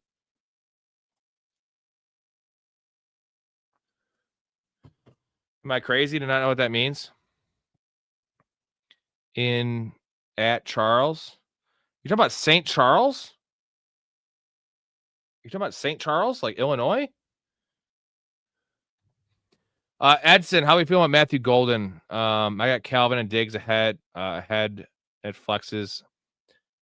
Matthew Golden is, here's the rule of thumb. Dave Brainerd, who was supposed to be on the show tonight, as well as Ben, he gave me a good point that like most league winners are rookie wide receivers at the end of the season. And Matthew Golden does fit that bill. I just don't see the snap share. And here's the concerning thing is Christian Watson, he's activated, bro. So he's going to come back in 3 weeks. And Jaden Reed's going to be back in 5 weeks. So that's the problem with Matthew Golden because Romeo Doubs is the one there. They still like Wicks. Tucker Kraft is a badass. Josh Jacobs gets a lot of carries. So I don't know. I'm not in on Matthew Golden. Good comment here from Mouth. He is a clipboard king, Gabriel. Yeah, season 1 of Sonny was actually very similar to Seinfeld season 1. Not good. And that, you know what it was, is Kramer wasn't Kramer season 1 of Seinfeld. And then picking up Danny DeVito. And then the writing and it's, oh my God. Now, the recent seasons of Sonny are not great, but I still watch them because. Oh, fucking Illinois bastard. Okay. See, I wouldn't know that I'm not from Wisconsin, but so you're saying sorry, I didn't know you were a fucking Illinois bastard. I'm stuck in. Wait. So you're in St. Charles, Sam? Because I'm right there. I am right there. Dude, you know, Sam, I'm from St. Charles, bro. I don't live in St. Charles. I'm like fucking 8 miles away. So that's fucking wild, bro. That is fucking wild. Yeah, I'm 8 miles away from you, man. I am from St. Charles, so. St. Charles is nice, dude. It's kind of yuppie and shit. I'm a rich white dude, right? Like, well, grew up like middle class, I guess you'd say. My dad's a blue collar dude, so. But all my friends are like, I was poor at my school. I went to a very, very expensive area where everyone else was rich. So, it's Goff, bro. Mark, it's Goff. We can't start Kyler. Can we start Kyler? No way. I'm starting Goff for sure. Sam, that's wild, man. That's J-Bob. What do you think of Jalen Hurts this week? Pretty good, huh? I mean, No, they lost the game. I still like Jalen Hurts. Again, he's going to kill it this week. Now, this week, Jalen Hurts is going to kill it. Adam, we're going to talk NBA. So I'm a huge NBA fan. I played fantasy basketball from 2010 till this year. First year, I'm not playing fantasy basketball, which is going to free me up for some betting stuff. And I have a buddy here. Once fantasy football is over, I can't do basketball now just because football is. I have a lot of money in this. This is what consumes me. And once this is over, once like NFL playoffs start, I will transition a little bit in the NBA. And I have a buddy who has won 2 different 100,000 entry tournaments, not $100,000. He's won like $400,000 and $600,000 on daily fantasy. And we're going to do player prop betting and shit like that. We're going to do that 3 nights a week, as well as a bunch of other stuff, pop culture, movies. I'm thinking of like an NFL time machine once a week thing. We talk about just, and then the thing is on the Patreon, you hit the Patreon. There's in the $10 tier. I think that there's, obviously you can play in the fantasy leagues with us and a lot of good stuff, free merchandise, but we're going to have a vote for show ideas. So a couple nights a week with me and Story and whoever else the guest is. Also, you can come on the show as a guest, regardless of that, where you can vote on show ideas and we can bring it to you guys. That's the key. And Mark, where it is, we hit it, dude. Fucking A. He said it. He said, let's go, fucking go, boys. Hit the 50 like mark. He gave me $10 for that. Mark is the super fan of super fans. I want to blow Mark right now. Now my gag reflex with the beers I've had, I definitely puke on his dick. But that is lubrication. So that's all right. Here you go. This one's about like up to here. It's not quite a full guy, but I got you guys. They're going down so much smoother now. I'm gonna keep on drinking all night then. Did anyone ever pick up DeVito? Tommy DeVito? No, Tommy DeVito, I don't think. I love Tommy DeVito. He's a badass. Oh, Ben is in here. Ben, why aren't you even on the stream? You're in the comments section. I want to see your pretty face. What do we got? Ben makes a point. My basketball league was welcome to hell. It was a points league, so it was like set up like fantasy football. Great fucking league. Jake, do not cut Travion Henderson. Do not do it. Don't do it. That's crazy. No. I get that he sucked. I went 7-1 bet I lost, from Thursday night all the way through Monday night was Travion Henderson over 44 total yards. With all the shit that happened, he still couldn't get it. You still don't cut him. Gibson's out for the year. Literally, I promise you, he's going to be starting by week 10. It's panic mode, but you can't drop him. Damn straight, mouth. You'll be on. These guys love that shit.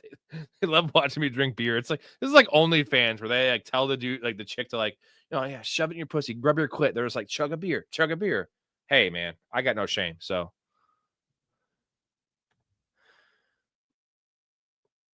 Yeah, I know obviously more about the NFL now, but like NBA historically, I think I know more about NBA historically than NFL. I love the NBA. NBA is fucking, I know people hate on the NBA nowadays. It's the best era for NBA right now.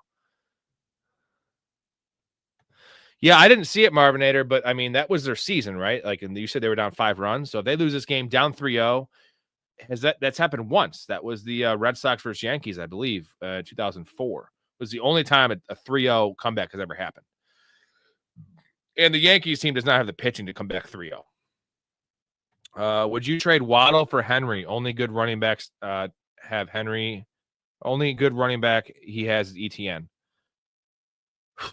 I would wait one more week, I guess, because Henry, maybe, man. Henry's probably going to have a bad week this week. It's a tough matchup. But I probably would. If you need a running back, like, yeah, actually do it. Fuck it. Do it. Derrick Henry's going to be fine. They're going to have a bye week 7. So you're not going to really have a good week this week, probably, and you're not going to have him week 7. But give me Derrick Henry, dude. Would you play Williams, Fields, or Darnold this week? Only reason I say Sam Darnold is because my opponent has JSN. Don't worry about that. Never worry about what your opponent has. Like, that's not good business. What's best for your team, right? So I'm going Caleb Williams this week. Fields has a tough matchup, and Darnold does not have a great matchup. So give me Caleb Williams, dude.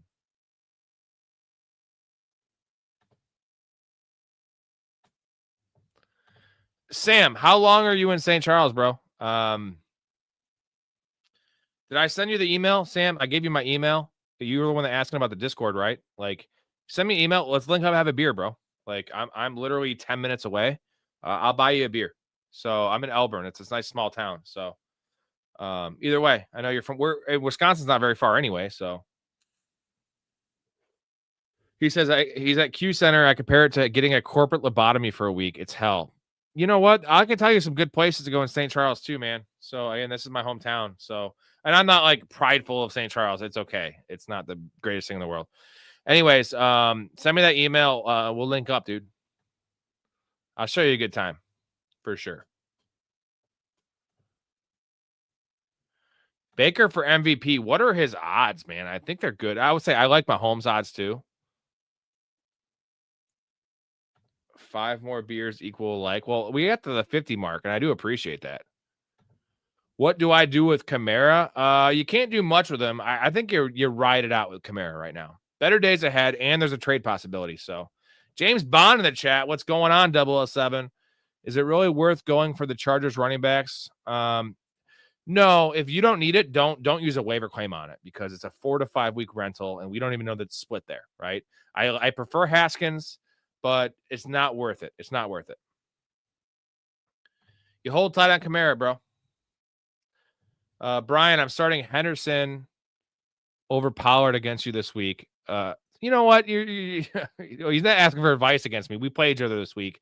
My team has been decimated. I'll give you a little stupid story here.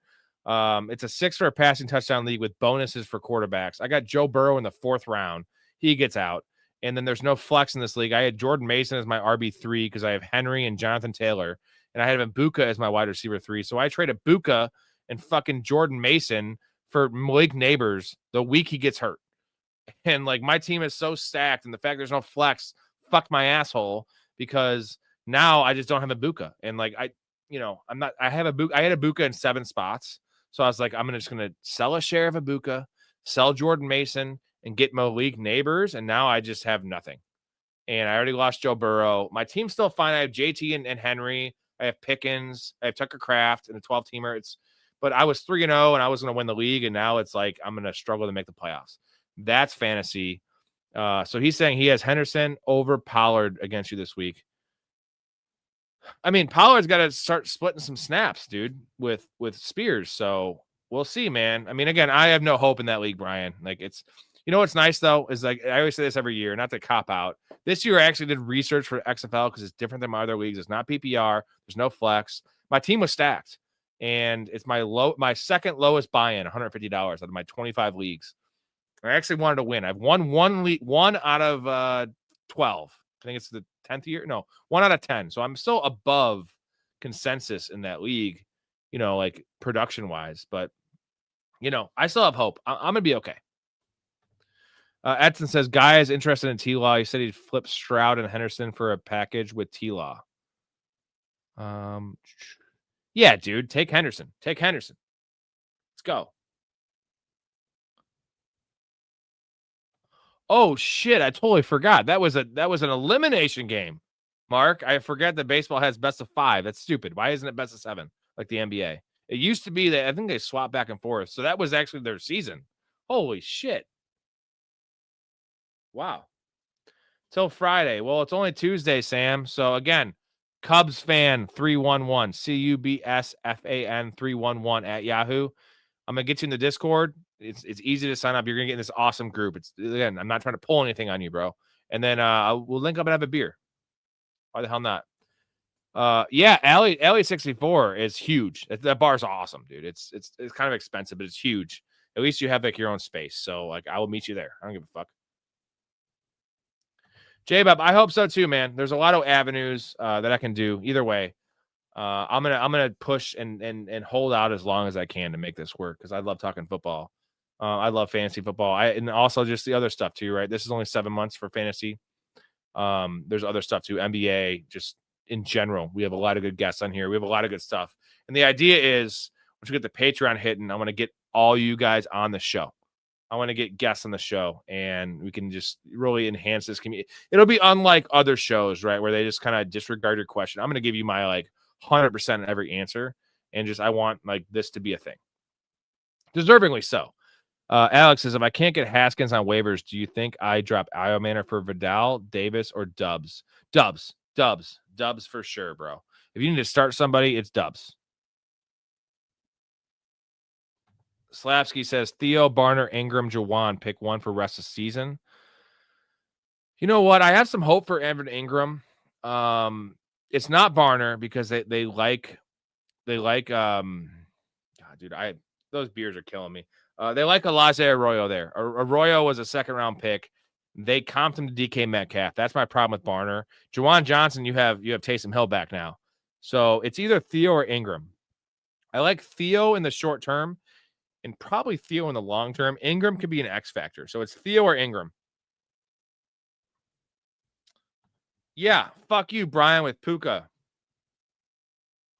I know, Brian, you get slandered. Everyone thinks you're trash. And like, I'm a defender of you, Brian. Like, there's a reason I don't invite you in my fantasy leagues because I think you're like an equal.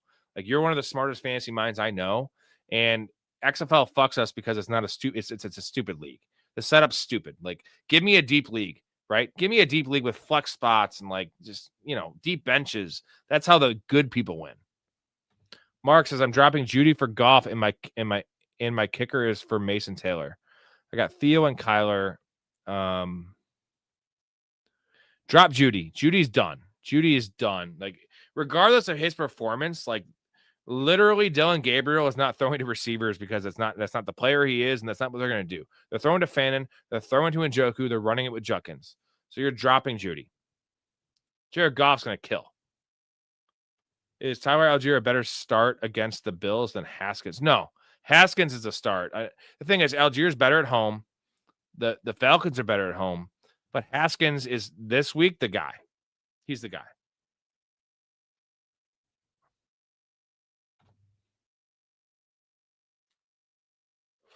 All right, CK, more food for thought on tight end. Wasteland, Mason Taylor, last two, tight end 3 in routes. Yeah, no, Mason Taylor is awesome. But you remember what I mentioned in the Discord, CK, is that Justin Fields has thrown 73 passes the last 2 weeks. So, like, now it's encouraging that, like, Josh Reynolds and no one else is getting any targets. So, like, his target share is safe, but the target volume is going to be pretty much be reduced by 50% if they can help it. Now, if they're going to be blown out every game, then he'll be fine.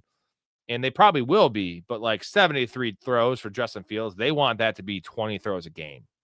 That's the difference. But yeah, Taylor's safe. Don't get me wrong. Theo's a touchdown upside guy. Ryle says, do I trade Debo, JCM, and Matthew Golden for Josh Jacobs, Olave, and DJ Moore? Yeah, bro. Yeah. That's a smash. I would do that if it was Jacobs and Olave, honestly. What does this mean? Lighting can go a long way, bro. Get a key light.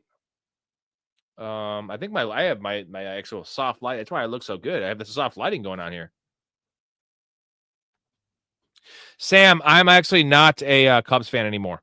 So I have the Gaetti jersey up here. If you see, I'm a Gaetti fan. I'm the biggest Cubs fan you ever met, but I renounced them 4 years ago when they got rid of everyone, Kyle Schwarber included, especially, and just Tom Ricketts being a cheap piece of shit. He lied to us. And I renounced them in baseball. I like baseball still. But like I'm so big in the NFL and NBA, and it was the perfect timing for me. Fucking liar, piece of shit. It's so expensive to go to a Cubs game, bro. That you can't. I used to go to 10 games a year. Can't do it. Out. We got Chase in here. What's going on, Chase? I haven't seen you in a bit. As a Packers fan, I'm scared this week. We already lost to Flacco once. I wouldn't be scared. You're off a bye week, okay? No, I have an hour and 10 minutes, Brian. I'm not going to miss my defensive and kicker pickups, so. It's Stevenson rest of year, probably, Aiden, but it's Haskins this week. It's tough. And I actually might switch that. I don't know, man. It's close. I think it's Stevenson just because they have not shown a propensity to fucking play Travion Henderson at all. And Stevenson keeps on fumbling. They keep on giving him the ball. Goal line work, so. Oh, Mark says, sorry, I meant, like, should I prioritize Goff over Taylor? Probably, dude. Jared Goff, like, again, I read the stat. Like, they have scored more points the first 5 weeks this year than they scored last week at this pace, and they broke the record for scoring. And like I feel like they're still not hitting all cylinders, right? Like Jameson Williams has been a bust, and like they have the talent. Their O-line looks good. Like, give me Jared Goff. I know quarterbacks are like an easier position to replace. Give me Jared Goff, bro. And then take whoever's left. This week, I think I like Taylor over Theo this week just because Denver has Patrick Surtain and they're going to shut down the receivers.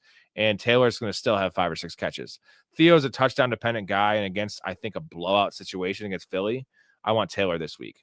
I may want Theo rest of the year, though. I have Sam on Dynasty, but problem is I also have Gibbs and Amon-Ra. Does 3 Lions work? So the only team I'd want, there's a couple teams I want 3 players of, like the Lions work for that. Not ideal, but yeah, you're fine. Laporta's fine. You're good. Njoku, bro. Njoku short-term, Theo long-term, but I'm taking Njoku there. Well, good thing I don't play CBS. I've had some bad experience with CBS. Mike, that would be epic. That's like not a once in a lifetime situation, but it's pretty rare. All right, I have one more brewski here to pound here. I'm not going to pound it, but I'm going to drink it. Yeah, if Tracy was dropped, man, he's a playable handcuff at this point. I still think it's Scadabo's job, but I think that I would project this week. Now, granted, he's coming off a shoulder injury. I would project to be 65-35. And I think rest of season, 60-40. So Scadabo's still getting the high value stuff, right? Early down work, goal line work. But Tracy's going to be the third down back.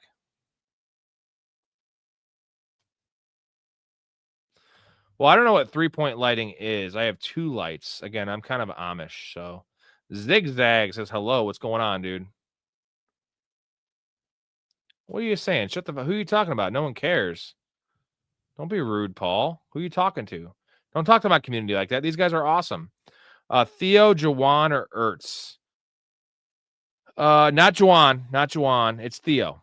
I'd say it's Ertz or Theo. I think Ertz is probably safer. Last week, again, I just said it's probably an hour and a half ago in the stream. Ertz blocked on like almost every snap. He didn't run many routes. They were really protecting Jaden Daniels because of that knee injury. So eventually Ertz will get back to his slot role and his non-blocking role because Ben Sinnett's going to be blocking when they play 2 tight end sets. So give me Ertz, bro. And I don't like Zach Ertz, so.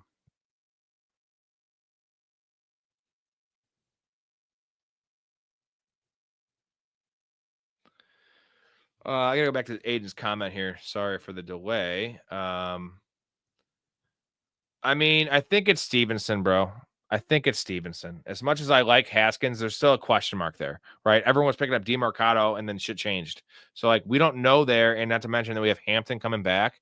Like, Stevenson, until further notice, is a starter. He can't do anything to lose his job, apparently. So, yeah, give me Stevenson. Yeah, Calvin Ridley should have never been dropped, bro. Like, Calvin Ridley is the number 1 there. And, like, I love Io Manor.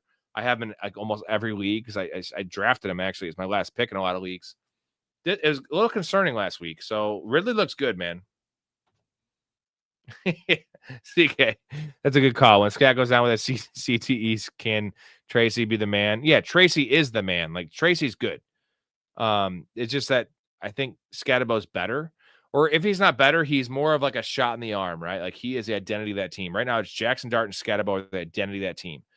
Young players, super, super, super grindy players. Tracy's a good player, though. So, like, it's not like this is just a random Nyheim Hines type third down back. Tracy Jr. is a converted wide receiver from college out of Purdue that is good. And he's not a small dude. He's 210 pounds. Scadabo, though, I think the fans would revolt if they took his snaps away, as in like his 60%. Like, he needs to be the majority snap holder. And that's what's going to happen. What's going on, Cheerio? Charbonnet, Laporta for Chase, AJ Brown. Charbonnet, AJ Brown, Laporta for Chase Brown and Hawkinson with Genty Hampton. AJD, sorry, man. Again, you guys had me chug so many beers. Charbonnet, AJD, and Laporta for Chase Brown and Hawk. Give me who that is, just because my bad. Edson says, Njoku is my backup tight end. Is Sam next?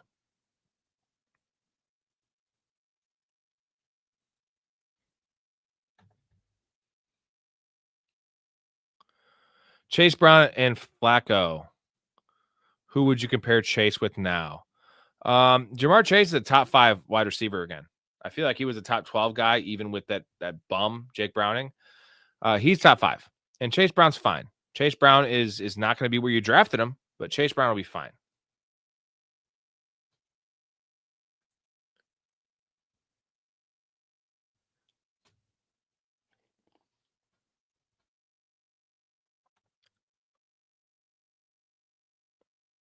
Josh Jacobs over Breece Hall. Unfortunately, Jacobs going to cost you more. That's the problem there. Rams D this week. Packers D long term. CK, thank you, brother. Thank you. Mark is still in here. Mark has watched every second of every stream. I'm bad right now. I'm hammered. Like, this is fucking A, man. Appreciate you, man. I don't know how much good information I'm even giving right now. Aiden says, I got Wandale, RJ Harvey, Hunter, Golden, Goddard, Ayuk, Hampton, and Benson IR. Should I drop some guys for Ridley? Yeah, pick up Ridley right now. Who you should drop is Ayuk. Drop Ayuk and then put Hampton in your IR or Benson, whatever. So yeah, drop Ayuk. Debo, JCM, Judkins for Josh Jacobs, Olave, DJ Moore. Debo, JCM, Judkins. You want the last one, Ryle. Josh Jacobs, Olave, and DJ Moore by a landslide, dude. That's the easy fucking money right there. That's the one. That's the one. Like, easy one. All right, I'm fading pretty fast. I have an hour before my waivers. I'll stick around for a little bit. I have to finish this brewski. I don't know if I can chug another beer, but yeah, I don't know if I can. Good call, Michael. Thank you, Michael, dude. And 7 nights a week, gentlemen. I've been keeping up with it since I streamed every draft I did. Not everyone. I think I streamed 18 of my 25 drafts. Streamed a couple of my wife's drafts. So since like September 10th, I've been on every single fucking day. That's what's up, dude. That's what's up. Oh, it's this one right here. I've been drinking with you. No, Ayuk's not about to come back, brother. The report's not good. He's probably not coming back to week 10. And yes, Ridley's better. I mean, if Ayuk was healthy and playing right now and didn't have the ACL, yes, he's probably better than Ridley. But you still have Kittle. You still have Ricky Pearsall, who's the one there. Juwan Jennings, who they paid a little bit of extra money, and CMC. Like, yes, better offense, but give me Ridley all day over Ayuk. Ayuk might not, like, Kyle Shanahan hates Ayuk, dude. I think Ayuk fucked his wife. Cheerio, is Laporta and Charbonnet for Chase Brown and Hawk. For Chase Brown and Hawk. My only other RBs are Genty, Hampton, and Benson. Sorry, it was Laporta and Charbonnet for Chase Brown and Hawk. I would take Chase Brown and Hawk, especially with the trade. Like, give me Chase Brown. He is a startable guy every week. He had 7 catches last week, especially if it's PPR. It was 7 catches for 20 yards. But Chase Brown has like 1 touchdown this year. It's going to get better. So give me that.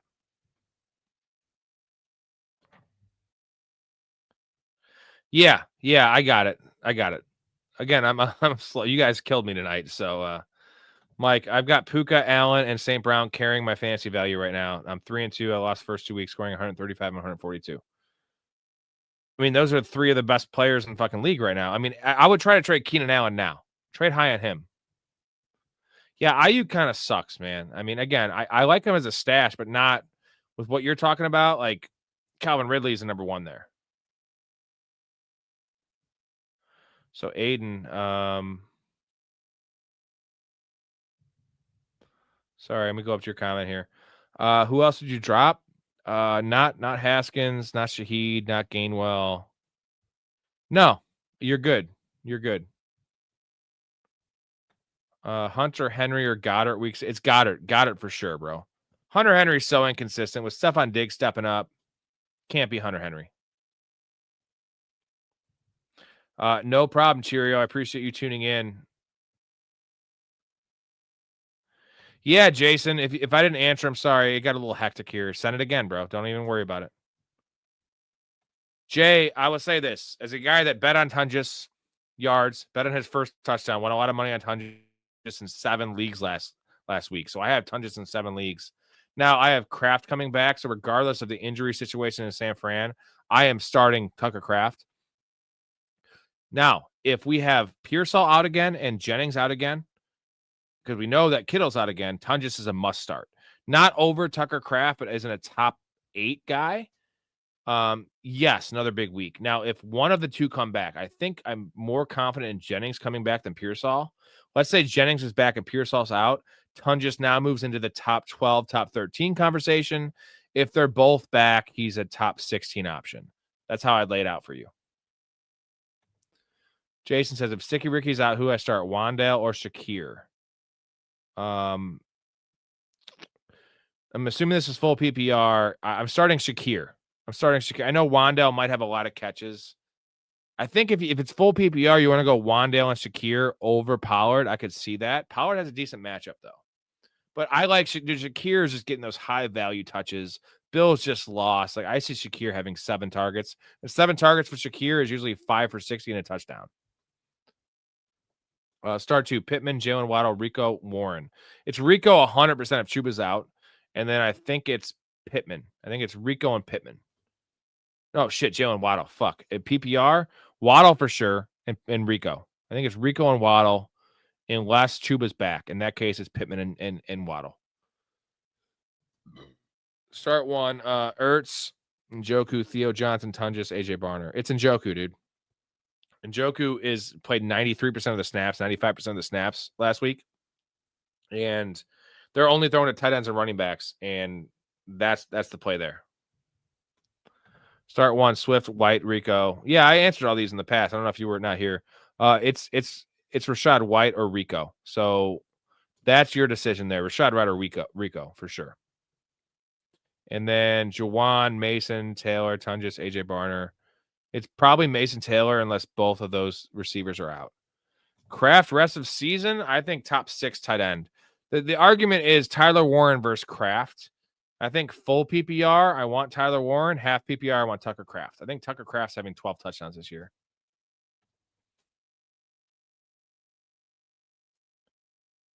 I actually did check it out, Mark. It was fucking awesome, dude. Sorry I didn't mention it. I totally forgot. Owen Wilson's not my favorite, but he's a dude I'd like to hang out with and have a beer with. So yeah, fuck yeah, dude. Fuck yeah. And I love golf, so it was right up my alley. I didn't tune in too long. It was a little long day, but I did check it out. I have RJ Harvey, Golden with Robinson, Hunter. Should drop any of these free agents for Gainwell, Cup, Haskins, Shaheed. Golden maybe, or Hunter. 2 options. I have Kittle, Juwan. So if Jennings comes back, would you rather start Tungus or Mason Taylor? Mason Taylor. If Jennings is back, you start Mason Taylor. Do I think Chuba has a big wiener? Most likely. 50 and 50. What's going on, bro? It's Waddle. Waddle over QJ. In full PPR, if it's like standard or half, maybe QJ. I think it's Waddle. Cheerio. I don't make trades based on stacking. That's a best ball thing for me, not a redraft thing. So I'm just going to say Kraft for Warren. It's such a wash, man. Like, Warren has more upside because we haven't even. Warren has been blocking so much and doing exotic shit. So, like, I think I want to go with Warren, even though I'm the biggest Kraft guy ever. Warren has just more upside. I agree, dude. Chuba's not a dynamic player. Now, Dottle hasn't been that in his career. He's solid with Dallas. 1,000-yard season, so. Oh, if Smitty, if you get kick return yards, Henderson's great because you're going to get 80 yards a game, it appears. Now that Gibson's out, like Gibson was usually taking those. They both line up at the same spot. Now Henderson's going to get those, and if he doesn't get them, it's because he's playing more running back, so Henderson is an RB2.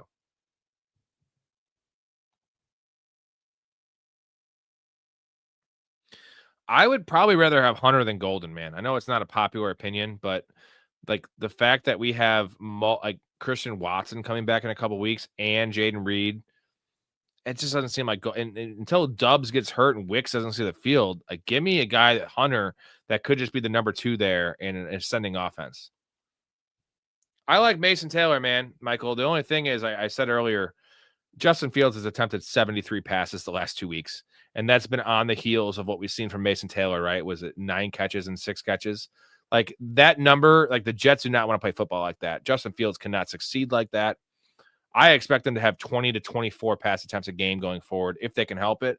Therefore, Mason Taylor's volume goes down, and they have had literally no completion to any receiver besides Garrett Wilson. That's got to change too. I still like Mason Taylor. I like him as a prospect. He's playing every snap. It's him versus Theo Johnson is the tough one. All right, guys, I've been on here 3 hours. I still have a little beer to drink, but I have my waivers coming up here in a little bit. I gotta walk my dog too. See if I can make that walk. Jay says, where do you rank Waller going forward? Man, where do I rank Waller going forward? I mean, he's a borderline top 12 guy. The Tyreek injury opened shit up for him for sure. He looks good too. Waller looks good. I eat crow on that. When I told people not to pick him up, I didn't pick him up. Again, I tell you what I would do, and I whiffed on that one. You whiff on some guys, you hit on some guys, and I like hitting on guys. And I think Waller I'd rather have Waller than the guys we're talking about, Mason Taylor and Theo Johnson. That's where I rank him. Now he's not, he's in the Hockenson range, right? He's in the Mark Andrews range. That's the range. Probably want him over Mark Andrews, maybe over Hockenson. What's going on, Logan? Mason Taylor, David Njoku, Mark Andrews rest of the season. Fuck, bro. That's like a wash. I mean, David Njoku for the short term for sure. And Mason Taylor right there with him. With Isaiah Likely back, I don't know what to expect. Andrews. Now he had 11 touchdowns last year, and with Lamar coming back, like you want to attach to that offense, right? Borderline, Mark. I'd say borderline. Again, full PPR, I prefer Taylor. Half PPR, I prefer Theo. Jay, it's not only that, he is the end zone target there, and it seems like he has some PPR value. And now he's not going to play the Jonnu Smith role because Jonnu Smith is an uber athletic after the catch guy. Darren Waller's never been that. He's more of a prime Zach Ertz, if that makes sense. But dude, he's like the number 2 passing option. Malik Washington had literally 4 catches for negative yards last week, and Nick Westbrook-Akini is literally a sacrificial X receiver running on the field. And outside of A-Chain, he's a dude. that is a great quote. I want that in my headstone, Mike. I like hitting on guys. I agree, Goated. All right, gentlemen, I got a couple minutes left. Any last questions? I've already had a lot of super chats, 48 of them. So if anyone wants to give me any last little nuggets, I appreciate it. Otherwise, I'm not going to be greedy. That's not who I am anyway. I'm going to play you a quick clip here and get my bearings before I talk you out and answer any last questions you guys have. Hey, guys, the management needs everybody to get out because they caught a guy jerking off in here, and they're going to send in a crew to wipe down the loads. Go ahead. Mike McDaniel needs to be just like banned from the NFL. That guy's a nerd. That guy sucks. I do think there's hope for Mike McDaniel as an offensive coordinator in the league. He's not a head coach. And his offense got figured out and he has not adjusted. That's a problem. It's Hassan Haskins, bro. It's not Vidal. It's not. Mark, thank you. You stuck around the whole time. 3 hours, Mark. Dude, that's a marathon, bro. Like, man, I must be doing something right. And that's this community, bro. You guys are all amazing. Like, you're hanging out with me. I'm hanging out with you. I appreciate it. Like, you guys make this shit work. So thank you. Aiden says, I'm about to drop DeMarcado for Kroski. Yeah, Kroski Merritt. That's a fucking smash. And then drop DeMarcado for Stevenson. Then drop Vikings for both running backs.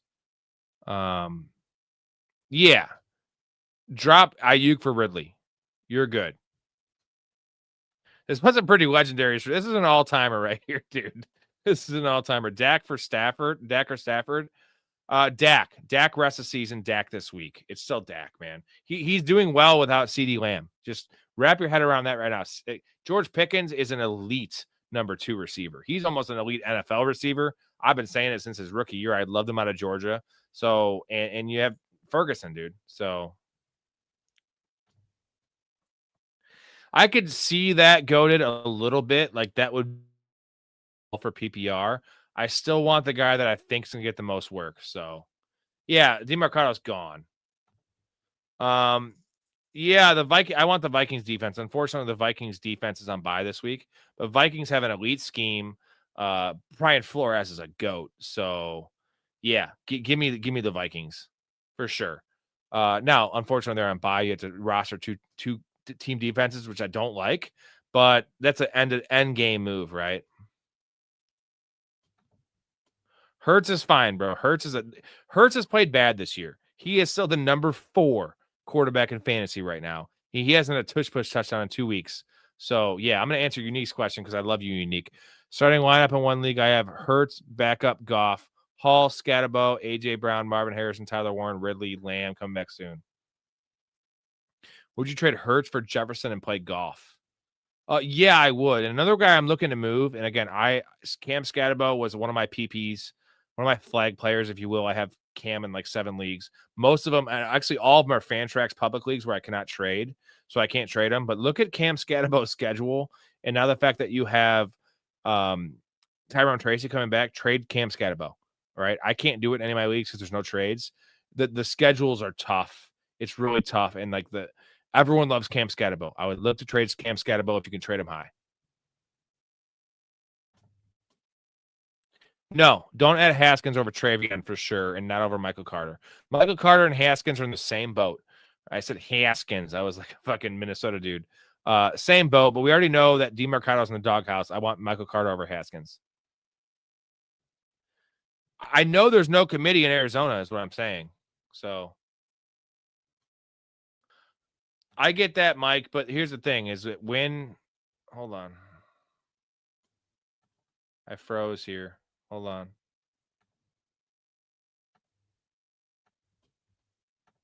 I get what you're saying with being better without without CD, but they're going to adjust, man. It's not a bad thing he's coming back.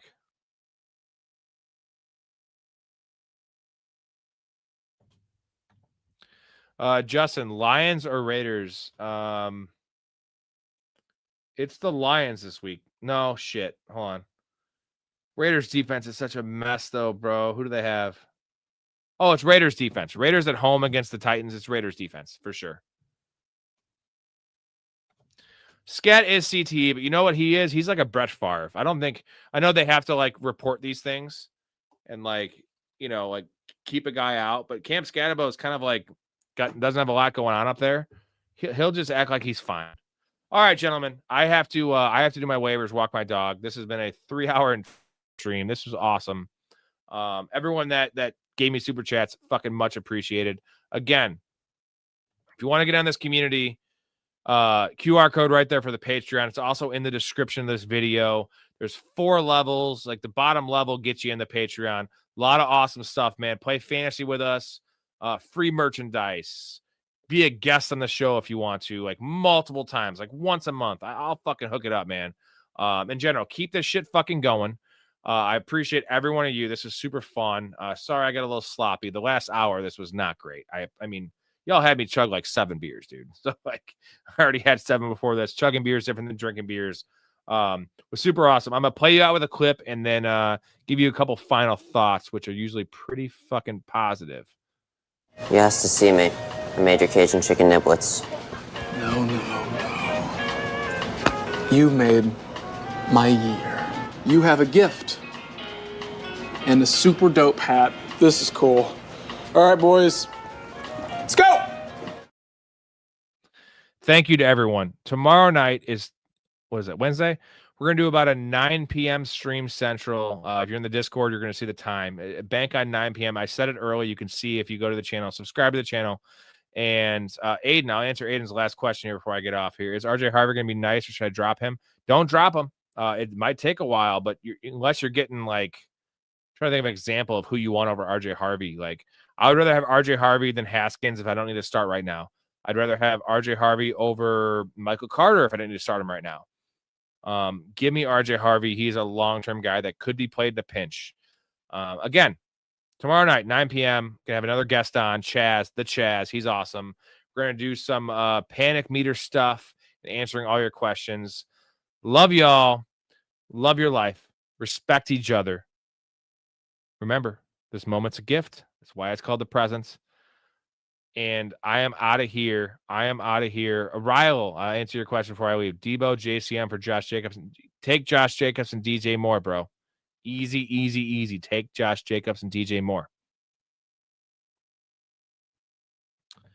Bro, 2 and 3. I need to start. I like Dobbins. What was the last question? It was Harvey. Keep Harvey.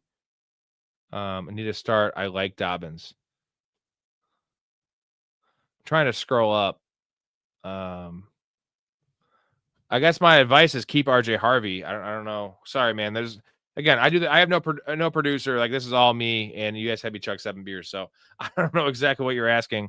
I will stick around for a second. I will answer your question. What is the question exactly? And I will answer it.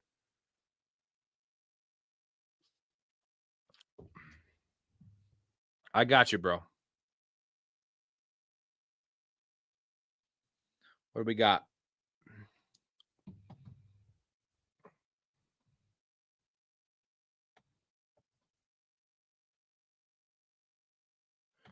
Well, Dobbins is the start right away. If it's Dobbins or Harvey, it's Dobbins. That's for sure. I'm trying to scroll up for Aiden's comments.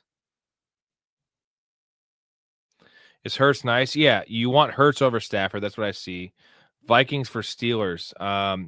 Yeah, I mean, Vikings have a bye, so you need them.